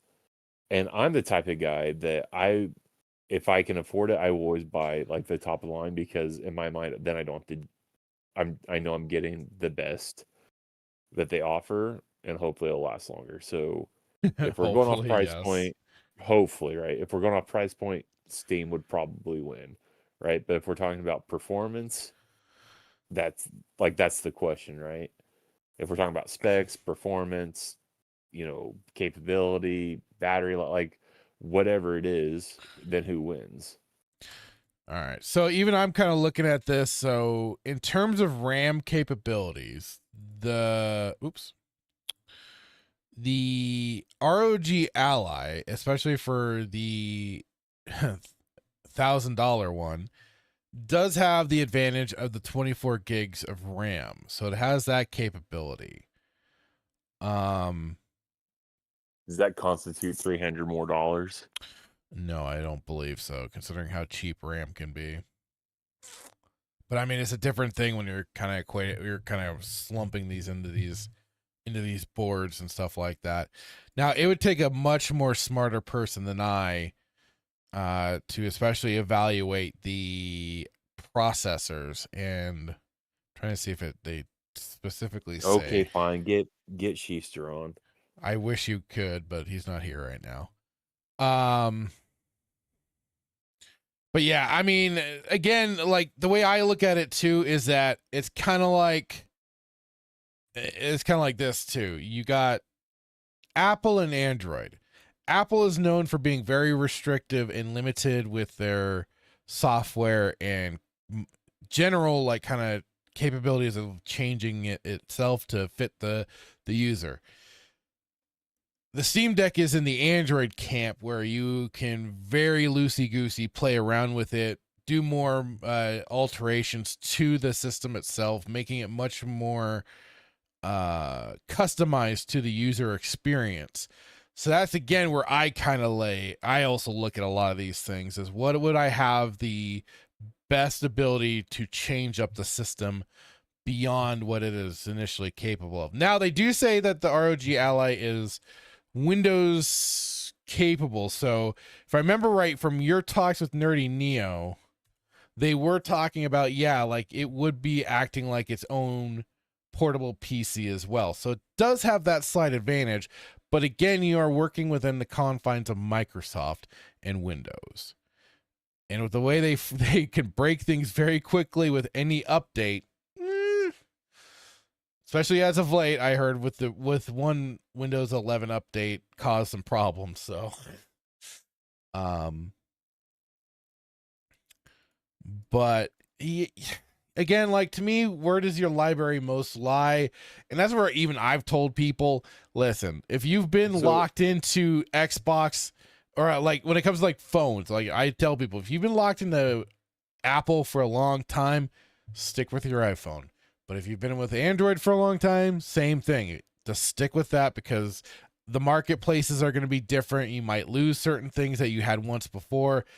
If it's just like a year span, you can make the switch. But otherwise, if you are dug in like an Alabama tick, stick with We're going from 16 RAM for $599. Well, how much was it? So yeah, $599.99, 16 gigs of RAM. So their lowest model is costs the same as their highest model. Well, $50, cheaper dollars. What? Right. So again, I don't know. I look at it like this. Steam Deck is definitely, and again, these consoles are absolutely, obviously expensive, but it seems like Steam Deck has more options to maybe make it more affordable for people who maybe can't necessarily afford $1,000 console. But I do find it interesting that the ROG, their cheapest model, is still more expensive than Steam Deck's best model, right? And comparatively, the Steam Deck's best model is at 1 terabyte at $650, and ROG's cheapest model is 512 gigs. You also have to consider when each of these came out. The Steam Deck has been out for a little bit longer than now the ROG Ally, which is coming in with much newer specs and stuff like that for their system. That's what I'm asking. But still, like, it does seem kind of shystery when you compare the two. Well, from I guess ROG, right? But again, that's why like I'm not smart enough to know like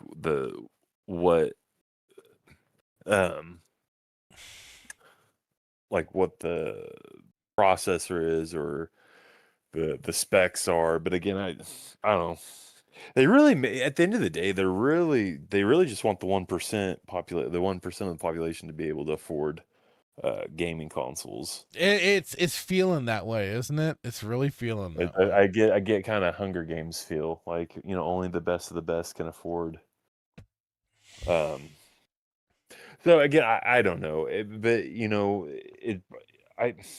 I kind of think of it like this. Maybe they're so expensive. Maybe they're really going after the convenience thing. Oh, well, we're making it convenient for you. You can take it. It's portable. Right. All this and that. But really, at the end of the day, like, I want to. It's the same thing with like the Switch 2. I want to know the specs, right? Because I can, as much as I'm an Xbox guy, Microsoft guy, like now that when I said take my money, I didn't know how much it was, right? Looking at it now, that's a lot of money. But it begs the question, why? This thing hasn't even come out yet, to my knowledge. It hasn't come out, right? Yet? Not as far as I'm aware, but you can start checking Pre-order, retailers and stuff. Yeah. Right. So why they have to be able to justify a $300 and some odd price increase from Steam Deck. Unless they just have the market, unless they just, it's like a loyalty thing, like, at Microsoft, people are going to buy it. But you bring up a good question. It's newer. So, like, but even if it's newer, Steam Deck it seems like they're comparatively, like, Steam Deck is still, it still has, I don't know. I find it interesting. The top model for Steam Deck. Oh, so this is already out. Oh, that one? It says pick up or ready. It's at least certainly for the store that I have selected at Best Buy. And there's already reviews, so although They I don't both know have like the process, right? Because the video said the Ryzen. I know my computer has AMD, Ryzen. yeah, AMD Ryzen AI Z2 Extreme processor. And I still think in my mind, I think these things you can make these things in China for like $50. Probably.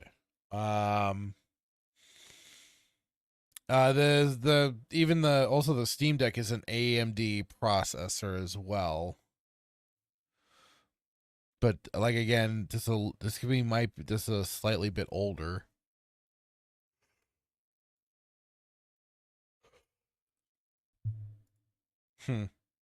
Yeah, I don't know. Because like it is, yeah, they just say with this thing,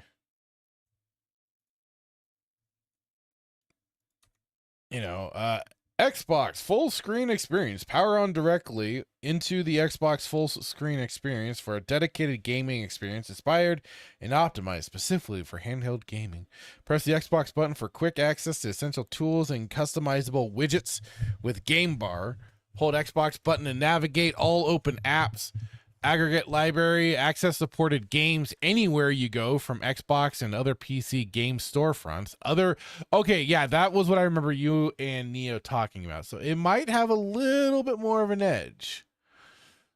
But for $300 more or whatever it is. I don't think it would be personally worth it. Bring all your game saves, add-ons, achievements from what you were playing on Xbox console or PC. Progress syncs effortlessly with your Xbox account. And of course, they gotta get you with the Game Pass.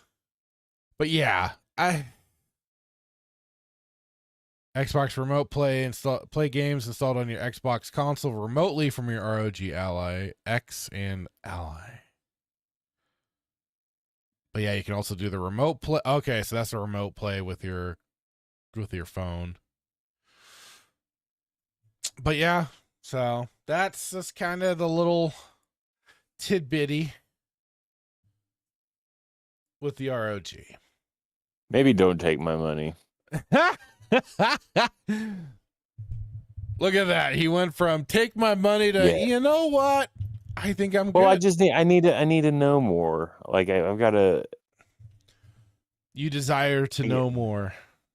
Well, I do because, And like I said, that's how you should be approaching these things. because I mean, absolutely. based off on the webs on right there, it just tells you 24 gigs of RAM, 1 TB.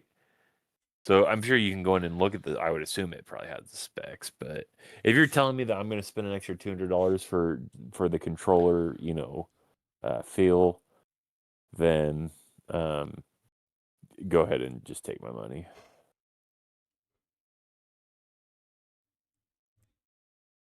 Let's see here. I'm just trying to see if there's anything really else. Some people have been even on the Best Buy reviews, people have been doing the ROG versus Steam Deck. Huh.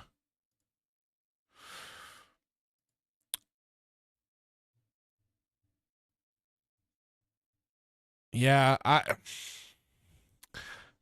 for me it really is just more. I mean, I can see where the form does look a little more beneficial at times, but I don't know. I would just probably more lean Steam Deck personally. If I was to get a handheld gaming system, that's just my more preferred route at this point. Very interesting. Indeed. Timon was saying ROG Ally plays Steam games and Xbox PC library, not all Xbox games.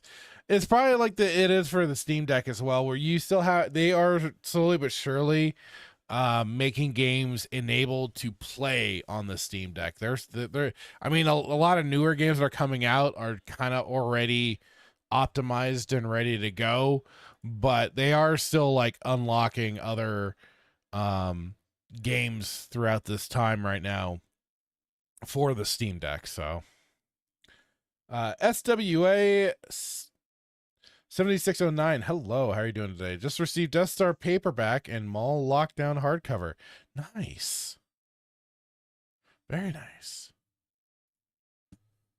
Timon says the ROG Ally non-Xbox has the same or better specs and cost less. Really? Well, that's funny. So you might as well, yeah, then it's just called, all right, I'll just look at a regular ROG then versus going with the Xbox and not having to get the markup. It's probably just because it's Microsoft. Apparently way less. And then he says, your Xbox library doesn't go on the ROG like that. ROG Ally X in the US is $800. Same box, same specs as the Xbox Ally. Huh. Yeah, I see the Ally 7-inch at $827. $949 for the both are the 120 hertz AMD Ryzen Z1 Extreme processor. This is sounding very similar to then the my brain farted. The Steam Deck.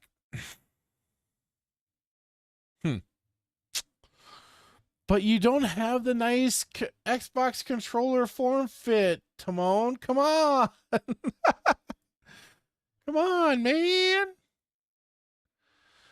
Oh, lordy. Lordy. Like it is. Like I said, if I was going to go for a handheld, it would be still the Steam Deck just because I have my library on there. And it would just be the better fit for me, especially then if I wanted to mod it and put other things on there besides just, regular Steam games that I have. So,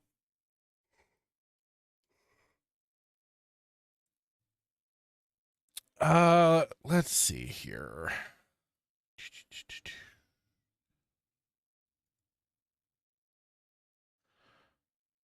Well, okay, so I do have this even in the title. Because we already hit the what was it I had Halo Betrayal. Oh, the AI Mortal Kombat. Damn it, that's right. This has been kind of a game-focused Saturday Night Sith tonight. This will be, I think this one will just be kind of really quick. Let me get some of this.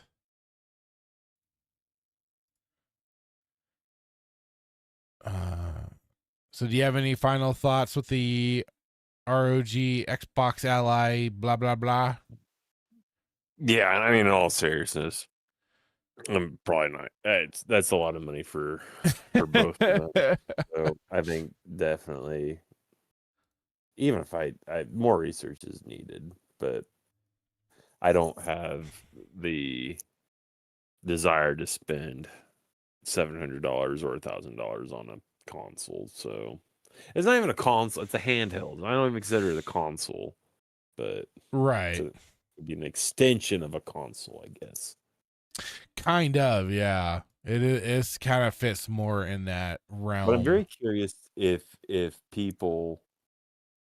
Microsoft is pulling a play from Nintendo's book to where, you know, because we were all up in arms when Nintendo released Gary Bowser, you know, was like, oh well, we're pretty confident in, you know, the price point that we're presenting.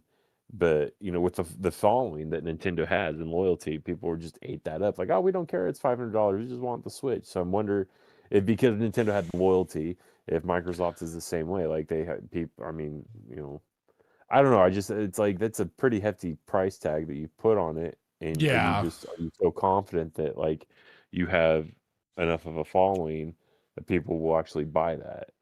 Because think about that. That's really, think about it, it's twice as much as a Series X.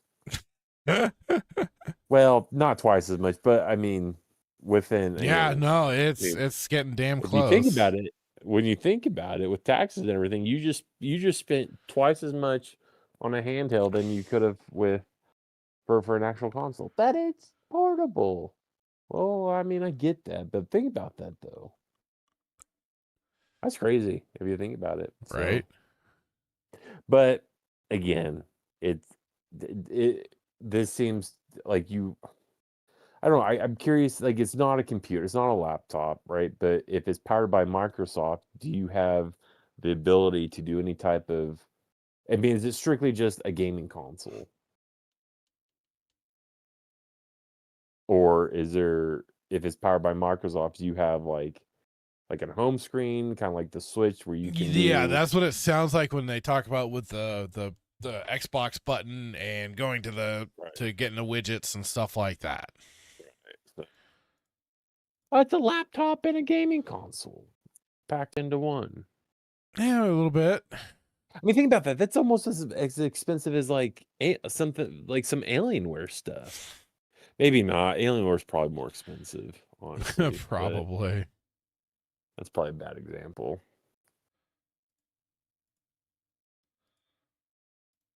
Final thoughts. Hold off. Save your money.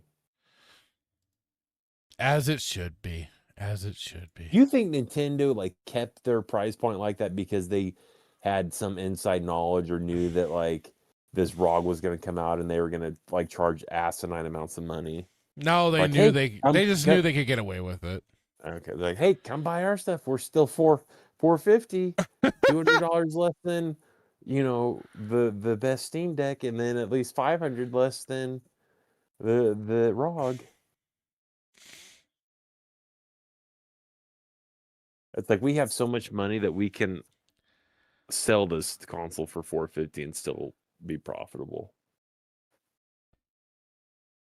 Let's see here. Like, what happened to the? I remember being able to go. I mean, do you remember what the price points of like Game Boy Colors used to be back when they were in stores? And like, I remember like, weren't Nintendo 64 games like $25? No, so it varied from game to game. Some of Yeah. them could be pretty expensive, and some of them not totally. So it was kind of a mixed bag. But what, like 75? What? How much was Hang a Game on. Boy Color? Yeah. Oh, It's Game crazy. Game Boy Color, or games, yeah. or the system. No, systems. I don't think they touched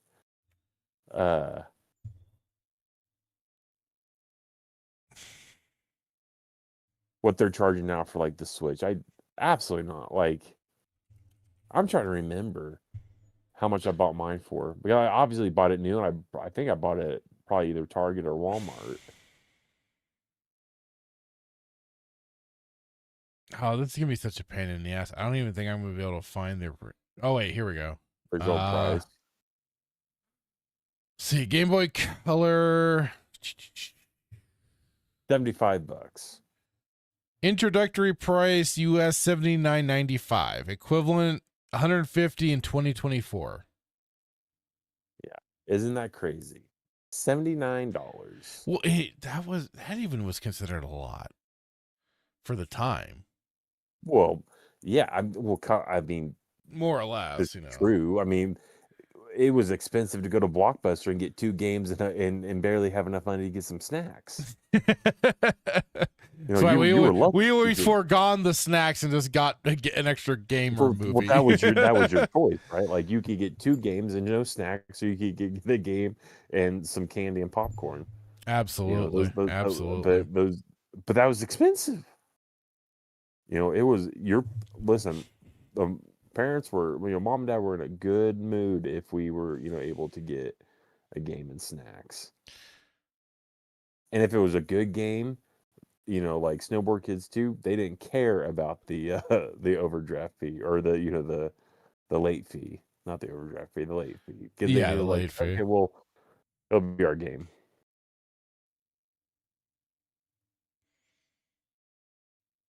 That's crazy. $79.99. We go from $79.99, and again, you're comparing apples and oranges. I get it, but I'm just saying. No, yeah. To let's $1,000. Let's see. Let's even go 3DS. I was the Game Boy Advanced. Yeah. Let's see.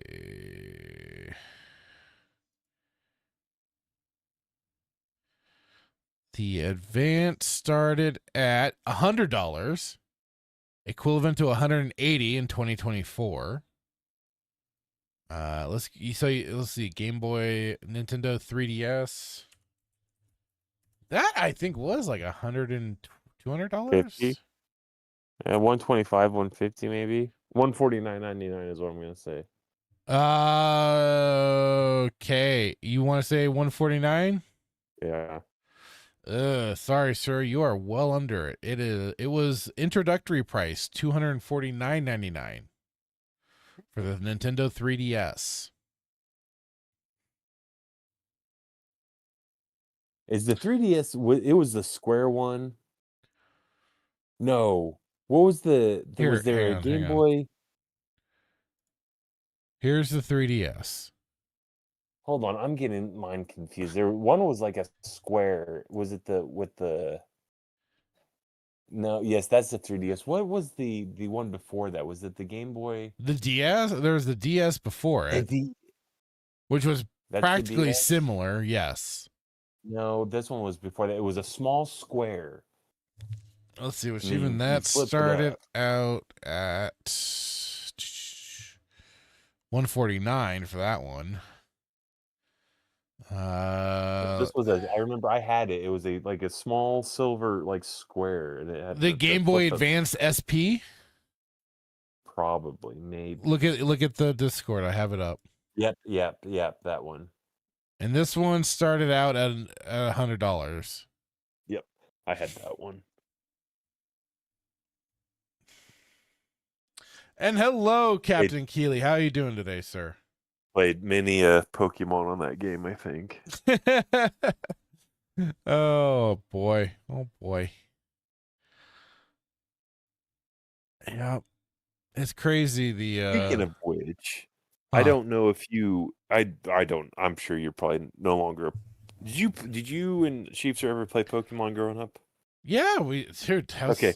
So let me ask you this, and I did not put this in Discord, but since we got a little bit more time to kill, what are your thoughts on the new Pokemon game? Like, I haven't played Pokemon since probably I think the last game I played was, well, they were for the Game Boy Advance. I think, was it Silver or, well, whichever ones were for the Advanced. I forget. It Okay. was with like whatever that one. That was the last time I played them, was the games that came out for Advanced. But this new Pokemon game, like the A to Z or whatnot, have you seen anything? Apparently, this is getting like crazy reviews. Yeah, I've been hearing mixed Mixed things. things? People love it, people hate it, or not hate it, but are like wary of it. I don't know, Because like it's not like your traditional Pokemon games, from what I've seen. I mean, I watched a video on it, or a trailer, and it seems kind of, I don't know. It doesn't scream like traditional like Pokemon, you know. But again, this is coming from a guy who grew up playing, red, blue, and I was was gonna it say, like red, yellow, I'm a blue? real dinosaur in that, like, I played red, blue, and yellow, and then that was it for a very long time. Because let's face it, Pokemon Stadium fucking spoiled the shit out of us into thinking, oh my god, this is what 3D Pokemon could look like. I'm fucking there. Let's go. And Love Pokemon Stadium. we never got anything mainline Pokemon 3D until, what was it? They called it X and Y, and even that was kind of a pseudo-ish 3D experience. And then the follow up to that. You like Pokemon Stadium for 64? Yeah, I love that shit back in the day. That was great. Yeah, never got it. It was the game that we always deserved but never got. Well, and but it sucked because it had like no real campaign and stuff. So it's just kind of like do a bunch of simulated battle, well, not simulated battles, but do a bunch of battles, and you're kind of all right. Yeah, there was this game, so it was like the A to Z, and then the one before was like Arceus or Arceus. So I did get Arceus. I don't know how I pronounced it. Right. Arceus. Arceus. Maybe that's how you pronounce it. That's how I've pronounced it. I got like when I initially got it, which was through Jack Sparrow. I enjoyed it, but then once I got it officially for the Switch, I'd already burnt through like so much of my energy putting into the game that I just have not really given it a good serious go.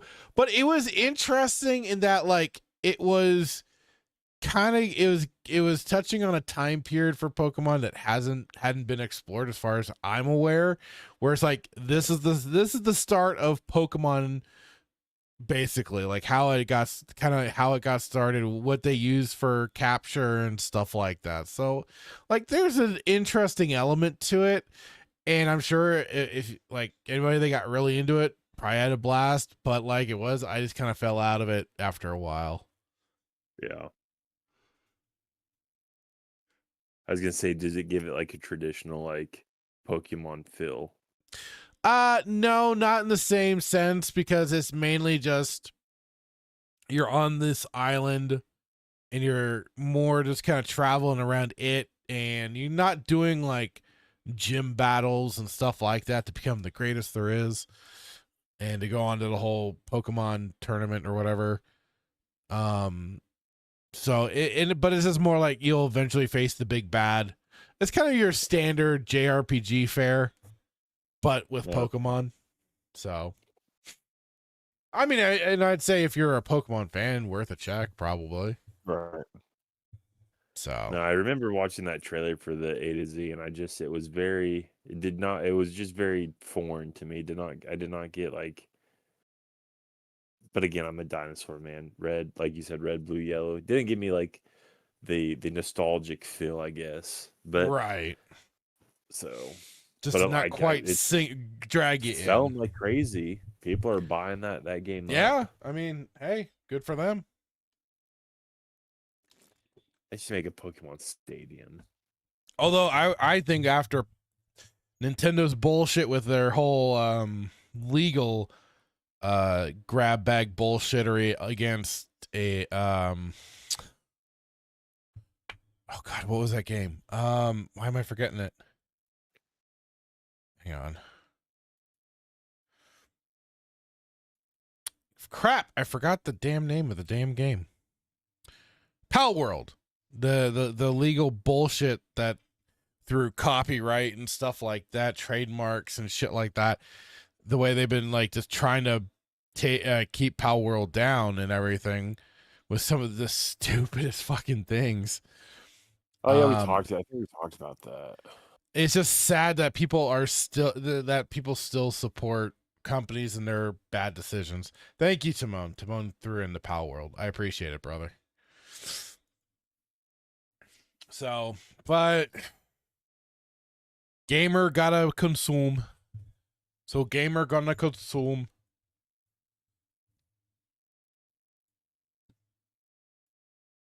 Okay.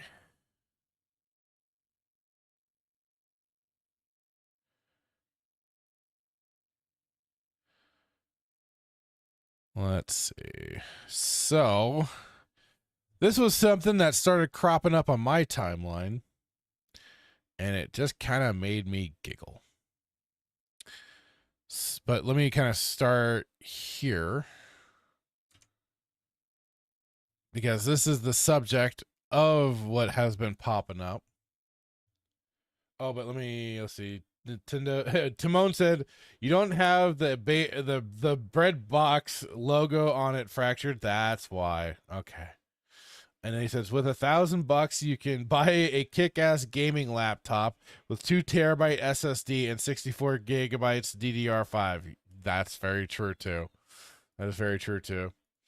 Nintendards, you know, the Nintendo drones, they do what they got to do, I guess. But yeah, so I don't know if anybody else has kind of seen this floating around, but this individual here talks about this Mortal Kombat Flawless Victory, a visual history of the iconic series. Says, I received my Mortal Kombat book. It arrived damaged on the spine, so waiting for a replacement, however. From the screenshots I've seen, I'm so disappointed and will be sending back for a refund. This could have been something great like what Uppercut Editions was working on. The passion of the Uppercut team put into their book by real fans of the series is unmatched. Sadly, WB decided to give fans this mediocre attempt at best. The classic arcade portraits appear to be poorly altered either with AI or Photoshop. Some story elements are incorrect and also poorly written, maybe even AI used. I think this was somewhat fun to browse through, check out concept art, etc. But for the $50 price tag, we deserve so much better. And what I do have collected is, yes, some of the let me get to that in just a moment. But yeah, this was like some of what people were initially being treated to with and of course a little Jade over there. But just some of the scenery that you see from Mortal Kombat. And then from this account that I follow, Mortal Kombat Addict. Oh, gonna be kind of hard to see, but so like so many other MK fans, I'm so disappointed in the quality of the quote unquote official Mortal Kombat art book. This is one of the biggest gaming franchises of all time, and we're getting crappy ass AI renders. It's unacceptable. And who the fuck at WB is approving this? You wouldn't see Street Fighter or Tekken putting this garbage out, and these iconic characters deserve better. And loyal Mortal Kombat fans sure as hell deserve way better, and at the very least deserve a fucking refund. Do better. So here you go. And let me kind of hang on, let me move my guitar in a little bit here. There we go. Oh, I'll just kind of move us apart. There we go. Okay, so yeah, there you see part of Sub-Zero's mask gouging right into his right eye there, it looks like. His eye has also been completely blacked out, and just overall the poor attempt job at this. Melina's face is kind of melting as well. She kind of House of Waxy. And Katana's eyeball has completely opened up and merged with part of her face. And this, you know, seeing these really makes me nervous for the Mortal Kombat, was it the remaster edition that's going to be coming out next week on Halloween? What was it? I saw something funny in here. There's been that, like, and here is basically like, you know, an original. Here's like the, they should have used the pixel version like McFarlane did, and this is from Mortal Kombat 2. Again, you can see how much already that looks a lot better than the Photoshop AI slop. I mean, for all we know, it could be Photoshop touch-up job that's just very poorly done, but I mean, this is how it's supposed to do this.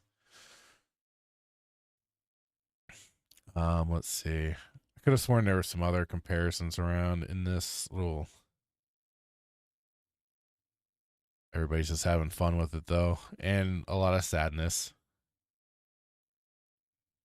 Oh, there have been some Street Fighter art books too. Somebody's pointing out. All right. Oops.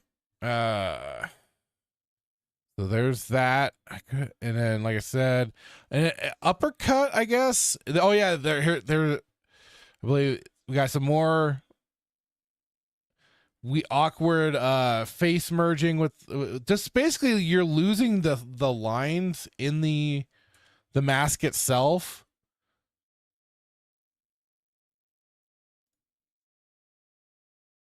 Even Baraka, his teeth have merged together right here. His nose has gotten flattened into his face. So it's unfortunate that this sort of thing happens. That people will pay good money for, you know, a quote unquote official art book, only to then get basically gypped out of their money for some poorly done AI. I'd love to see what they were talking about with the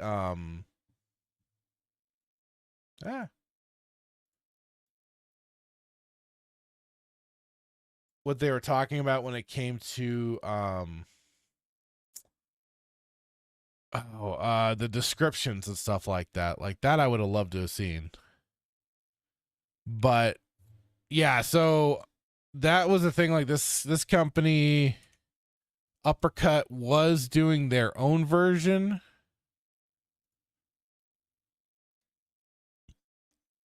I don't even think that I don't know if there's so a lot of new followers. Hi, we're Uppercut Editions. We worked 7 to 8 years on an absolute beast of a Mortal Kombat encyclopedia before ultimately couldn't move forward. We're happy to have joined the journey. Yeah, so they were trying. I think they had a Kickstarter going for this and everything to put out their own art book, and they were getting things together, and it looks like they'll even show it. Let's see. So yeah, like they even have this one here of this guy working on. Oop. Wrong window. There we go. It's kind of tough to see, but like you can already see him just going through drawing, but right behind us here, drawing the Raiden himself, doing all the artwork himself. And I mean, this is what I've talked about too when it comes to AI, because let's face it, it's just going to be it is at the end of the day another tool for people to use for artwork and stuff like that. And those that can really know how to utilize it can mask the fact that it's not necessarily AI, and that it's maybe just some well done digital art. But this is going to be like the other thing, is that there are going to be people that could put out their skills, show things like this, like time-lapse video of them doing their artwork, and could certainly market themselves that way to be able to absolutely like get the eyes to get that work. Because there are going to be people that are going to seek out those that do it that do art a particular way. So that aside, that is definitely where you see a lot more of the dedication and hard work trying to be put into this, versus what clearly WB did, which was a bit of a lazy hack job when it comes to some of that artwork. So again, really disappointing. Sucks for people that shelled out the $50. I hope they can all get their refunds and be able to do that, because that's really unfortunate. Because yeah, Mortal Kombat has been, for me especially too, a long time favorite fighting game since the start, since Mortal Kombat 1 and 2. Got my hands on those as a kid when they came to, especially when it made it easier for me to play when it came to console. And I love the series since. I've gone through a bit of a rough patch with it after MK, basically kind of 10 is where the rough patch started. So yeah, it's unfortunate, but you know, it is what it is, which is just I'm tired of fucking saying that sometimes, but yeah. So like I said, it makes me a little nervous. I hope I'm wrong that we won't see this sort of stuff when it comes to any like upscaling for the Mortal Kombat Legendary Edition or whatever it is. That's, like I said, that's going to be coming out next week. I can only hope that it's going to be, you know, a solid release. So here's hoping. Any thoughts there, Hitman? I think AI is overused. It can very much be, yes. I would much rather pay, and I'm not saying that AI, you know, can't be useful, I guess, in some cases. A case where it's not useful is Wormhole Watch.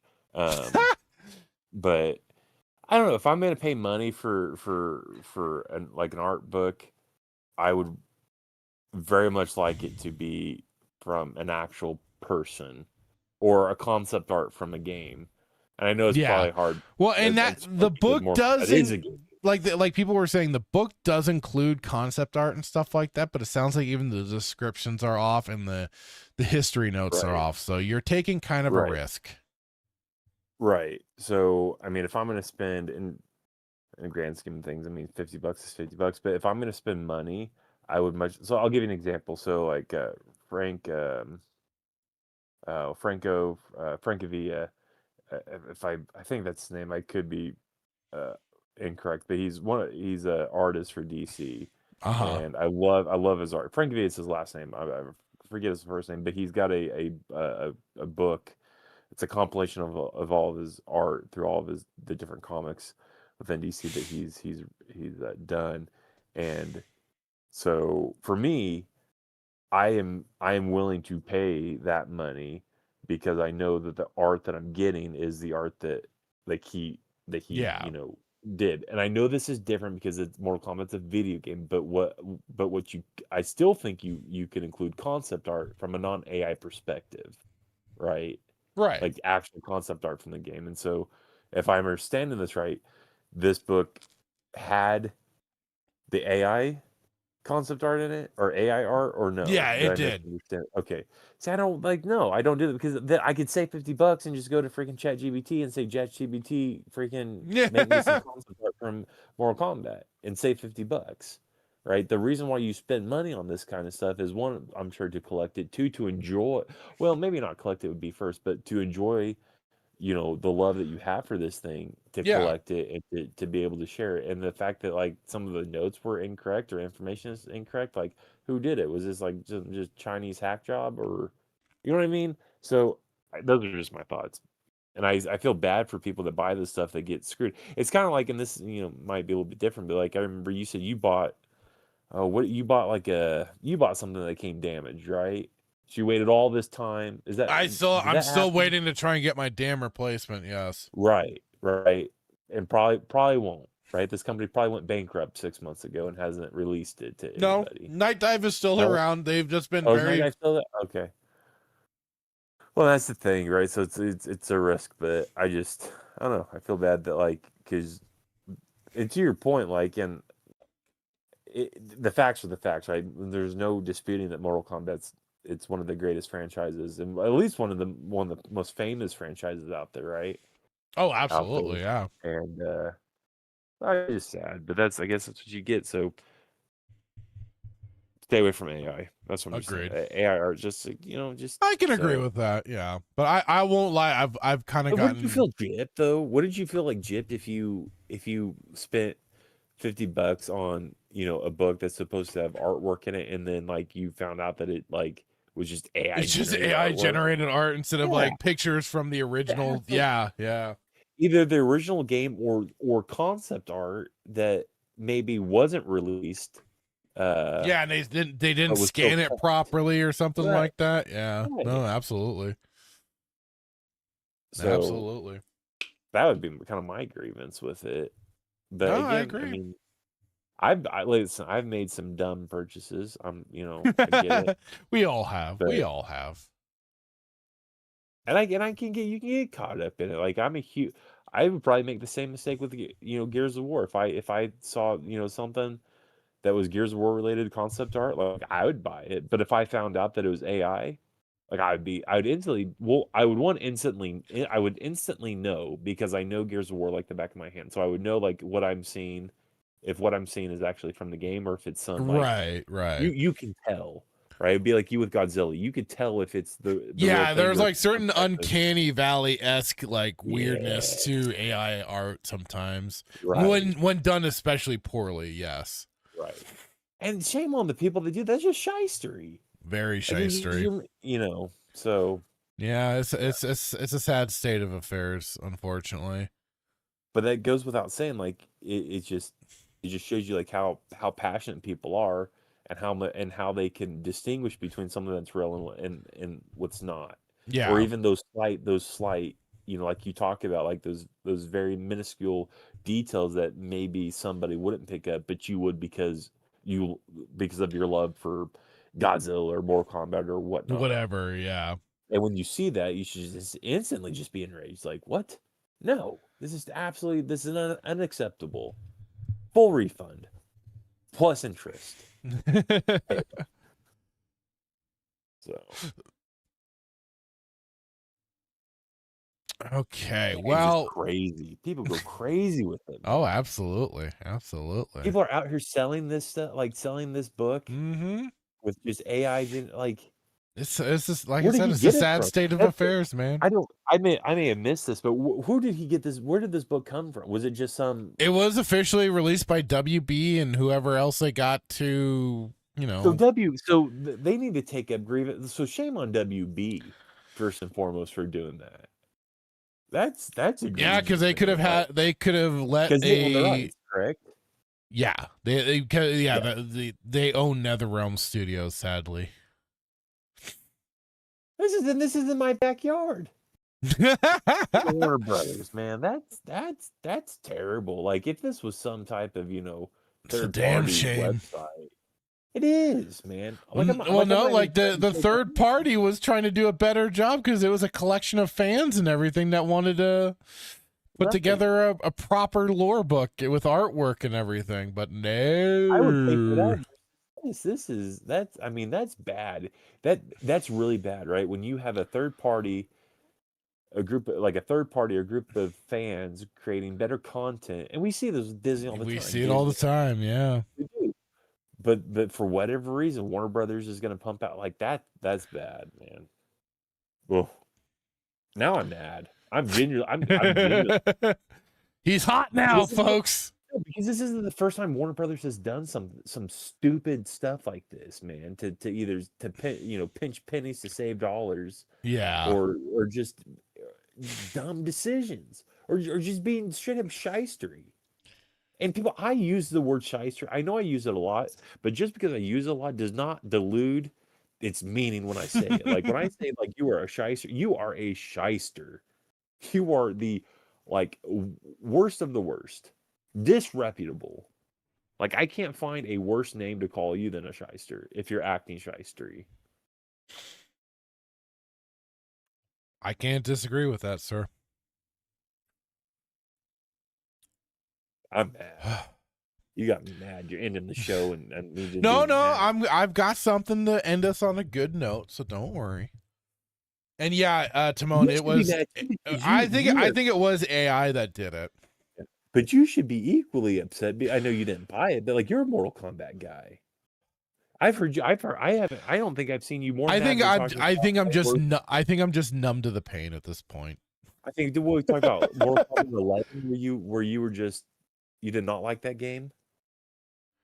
Mortal Kombat 1, I did not like. That's for sure.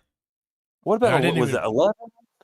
Yeah, 10 and 11, like 11 especially. Like I didn't mind 10. Like I kind of liked certain aspects to it, but 11 I just thought was a shit show, just a complete shit show because they were ended up reversing certain things.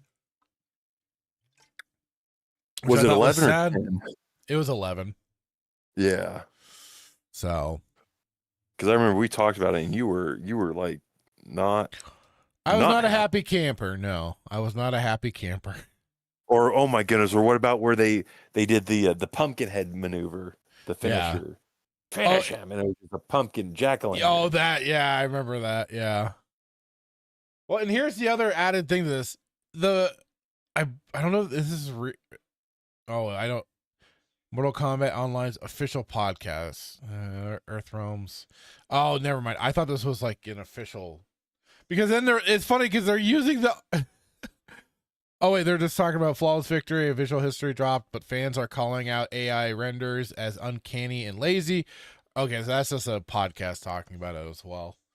Never mind. I thought it was like the official like website. Or X account or whatever was like, hey, buy the book, and there's the AI art right there front and center. Like, whoa lads, woo lads. But that's not the case. Like you should be able to know that it's AI even if you aren't a Mortal Kombat fan. Oh yeah, you could tell. Everybody easily. This might be a stretch, but I don't think there's. I mean, everybody surely has seen Mortal Kombat, at least the first, like the original. I mean, yeah. Look at that. I mean, look at this. Look at it. Look at this stuff. That's beautiful, man. Look at that. I love these adverts. These adverts were great back in the day. You had Kano and Raiden coming out from the arcade machine, grabbing the two kids. Yeah. I love that. That was great. And then from the Mortal Kombat comic book, you had right there, which I believe is some of John Tobias's art. So, I mean, goddamn, man. Goddamn. Beautiful stuff. Beautiful stuff. And then we get this AI just. Then we just get this trash. What a shame. It's like we really got to make use of our, our $199 subscription from ChatGPT. We got to get much. Pretty much, man. It's a shame. It's a damn shame. All right, so shall we end this on a happy note here? Please. Let's bring down your blood pressure a bit. Which I found it funny that this got such a reaction out of you, while Halo, you were lukewarm. I felt. Well, I had to shield myself from. Oh, okay. All right. But here we go. So this is coming from General Tantor, and we've featured some of his work before on here. He is a guy that has been doing the Lord's work in doing remastered mod projects. He did it for Jedi Knight Dark Forces 2. And this is going to be an update for his Jedi Knight Mysteries of the Sith remastered. And we are going to be taking a look at his 4.0 trailer. So here we go with that. Although I'm sure the music is probably going to kick our ass, but who cares? Who cares?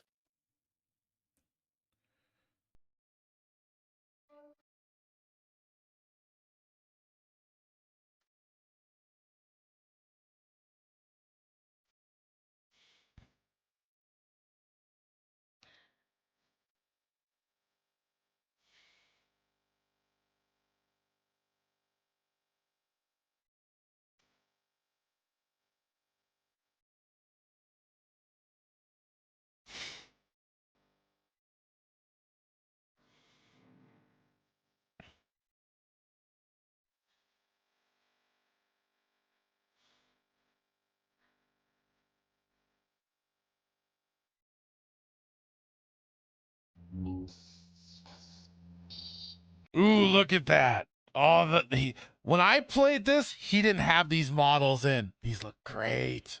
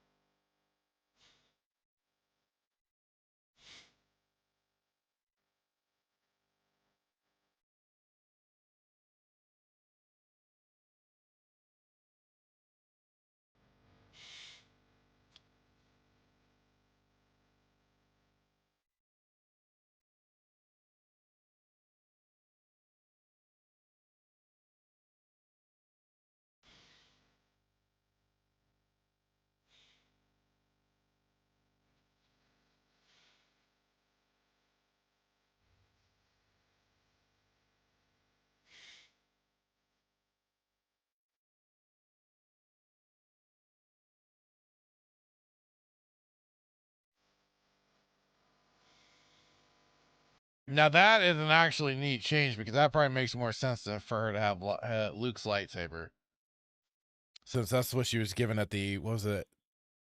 Oh, was it the second? Was it the Thrawn duology? She got the lightsaber. I'm forgetting if it's either You're after about Dark Forces. Which one? At Dark. when Mara got Luke's lightsaber from him, his like basically In the books? Anakin's lightsaber. Yeah, from the books. I'm trying to remember if it was the Thrawn Dark trilogy. Force Rises? So the Thrawn, was that the Thrawn duology, or am I getting them mixed up? I might be getting things mixed up. Yeah, it didn't happen. I think it was the second book. I could be wrong. Where's Star Wars Marvel purist? No, it was Main of the Sith. Anyway, I just think that's a cool detail to be able to change to have that lightsaber for her.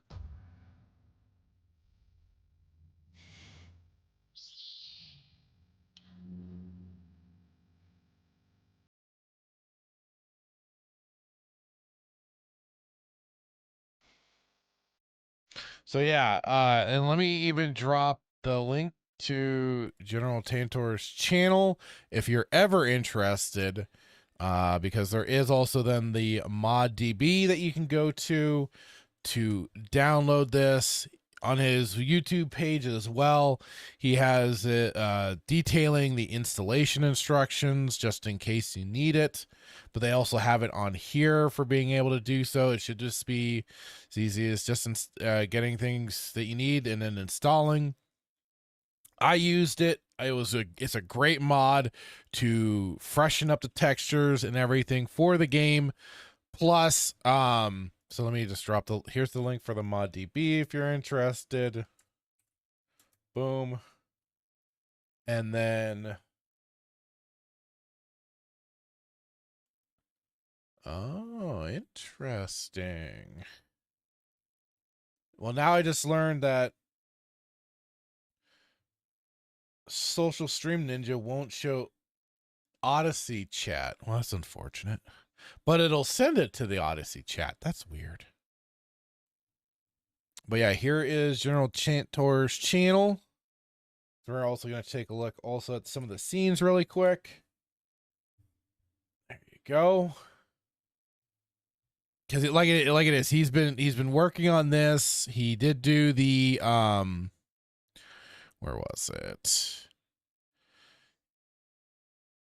Yeah, he did the Jedi Knight remastered as well that I used for my playthrough, but I'll use it again when I do a new playthrough because I'm going to do one through sequential order from Dark Forces onward, just so I can,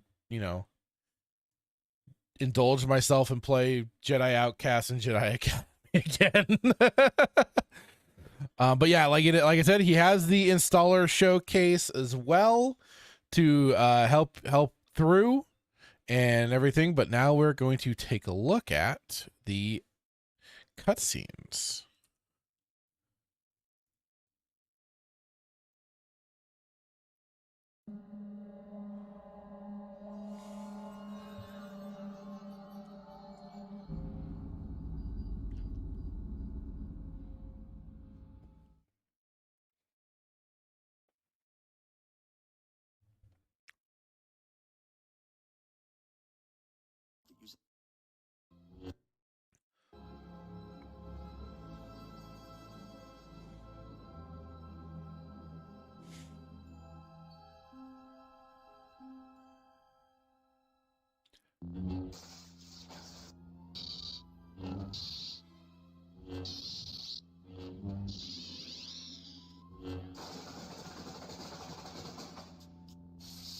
Excellent, Mara.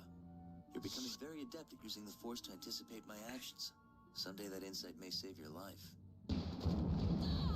What's going on?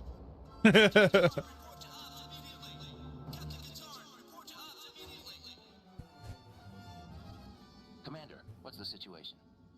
We detected 2 asteroids approaching our atmosphere and thought they'd break up on contact. We became alarmed when they took up a geosynchronous orbit and began bombarding our shields. They appear to be some sort of new Imperial weapons, disguised as asteroids to take us by surprise. It looks like they were successful. It's not something you typically see in an asteroid. Sir, our long-range outpost on Delta 3 has picked up an Imperial strike force entering hyperspace. Using their last known course and speed, we estimate they will arrive within 3 hours. We can't get our evacuation shuttles off the ground with those asteroids pinning us down. And once the primary force arrives, we're done for. Sensors detect Imperial ground troops landing just outside our shields. Send squads 2 and 5 to Blue Sector. Tell all troops to prepare for ground assault. We still have a chance. I'm gonna see if I can borrow a shuttle from our visitors, then I'll see what I can do about those asteroids. I'm going with you. No, Mara, I need you to stay here to coordinate the base defenses. I'll signal you when it's clear to begin the evacuation. Women stay in the base. We have less than 3 hours. And Katarn. Yes? Good luck. Thanks. I have a feeling I'm gonna need it. Is this the same voice actor from the guy who Katarn from Outcast? No, different voice actor. That's what No, this guy I believe did the voice for Katarn in the audiobook novelization for Dark Forces. Does a good job. It's fantastic. If anybody that hasn't, check it out. The Dark Forces trilogy was turned into audiobooks and they're phenomenal. Fun. They're not very long. They're fun listen. They've got all the sound effects, all the music and stuff like that, and great voice acting from everyone in it, and so definitely worth it. But yeah, so anybody that wants to, I'd say, and wants to check out Mysteries of Sith, especially if you enjoy the Kyle Katarn saga, much like myself. But if that is certainly something you're interested in, I'd say don't, and you don't want it, because I mean, like it is, you're going to be probably waiting a long dog ass time before anybody gets to officially remastering this in any capacity. I know Night Dive did Dark Forces 1. They did a good job and everything, but you know what? It's also great just to kind of give that extra kudos and thumbs up to the modders out there that especially are just putting in the time just on their own, doing this sort of stuff. So there you go. I definitely say check it out, because when I played through for Mysteries of the Sith, it was fantastic seeing the graphics upscaled. Also, some of the controls are a little bit filtered to be I guess you could say modernized a little bit just to make it easier. But otherwise, it's a great playthrough, and just to kind of get then the reason this game gives you the reason why Kyle abandoned the Force in the Jedi Outcast. So get your information from these games, not Star Wars theories. Is that what you're saying? That too. Okay. Absolutely. Because he did a pretty accurate he gave some pretty accurate information about Katarn, right? Don't you start with me now. We did a whole show regarding that. Memory's kind of rusty. I was just checking. Okay, gotcha. But I figured that is a good way for us to call it a night. We'll keep it a little short this week. But yeah, thank you all for showing up. Let me go. There we go. Oh.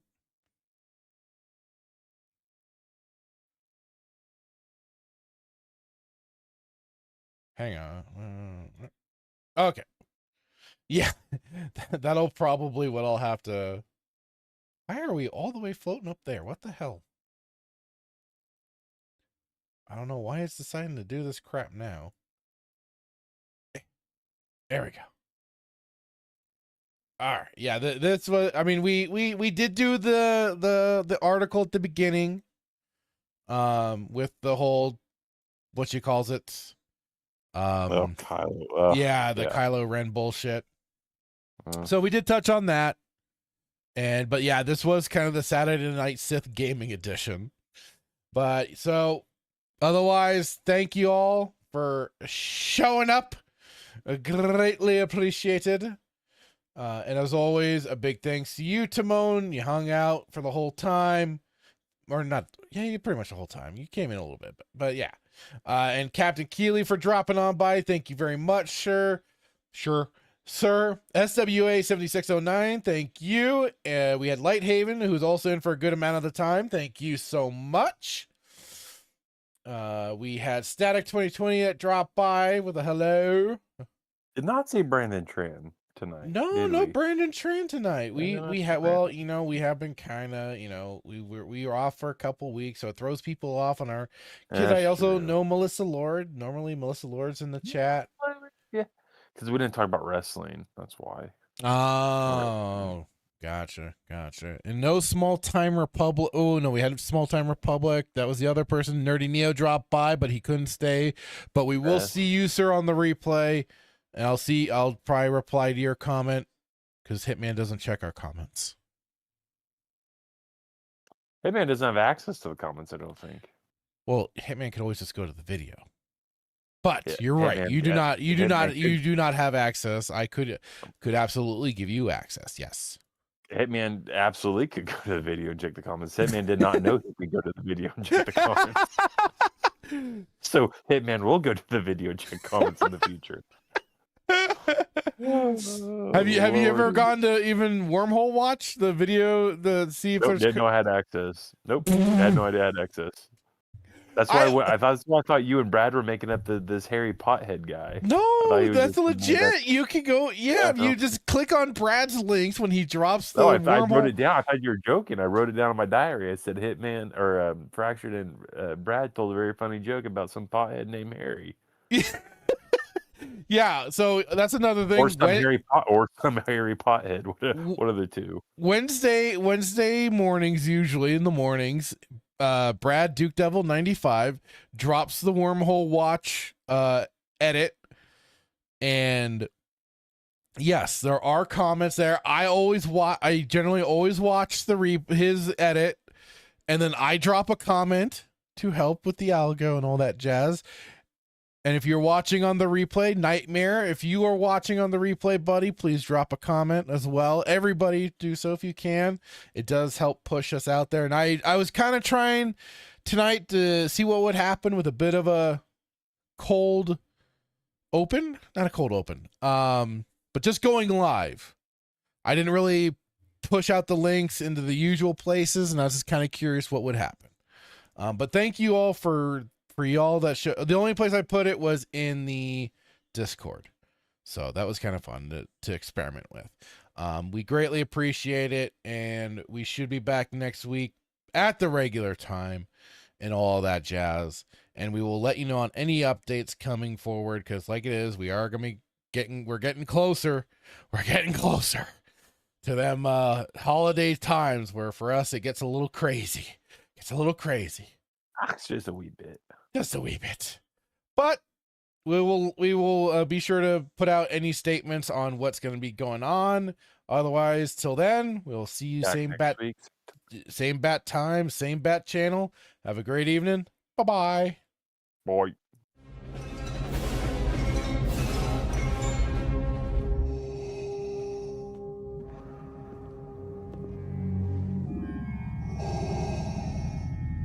What is thy bidding, my master? Yeah, I should have known from the very beginning. From what you said. Yeah, when the mega powers were formed. Yeah, what you were out for from the very beginning. Yeah, you were after what was mine. I remember what you said. You can destroy the Emperor. Join me. And together, we can rule the galaxy as father and son. Yeah, that one was rough. Those words right there. Yeah, I got stuck, yeah, but I swallowed it anyway. Didn't like the taste, but I swallowed it anyway, yeah. But I remember the time when there was a conquistador out of the ring, the one that's so jealous that he can't stand it, yeah. Yeah, you came in there with your poses, yeah, but you made a big idiot out of yourself, yeah. And speaking of idiot things, what about that stupid idea? Did you forget that one? Think back. That right there sealed your fate. Yeah, that put the madness over the edge. But I'll tell you what felt even better, yeah, was in the dressing room, in the first aid room. Me being unselfish, yeah, said go ahead, do the thing, yeah. You won't steal my thunder, no. When you take a look at the madness's eyes, all you're gonna see is complete and utter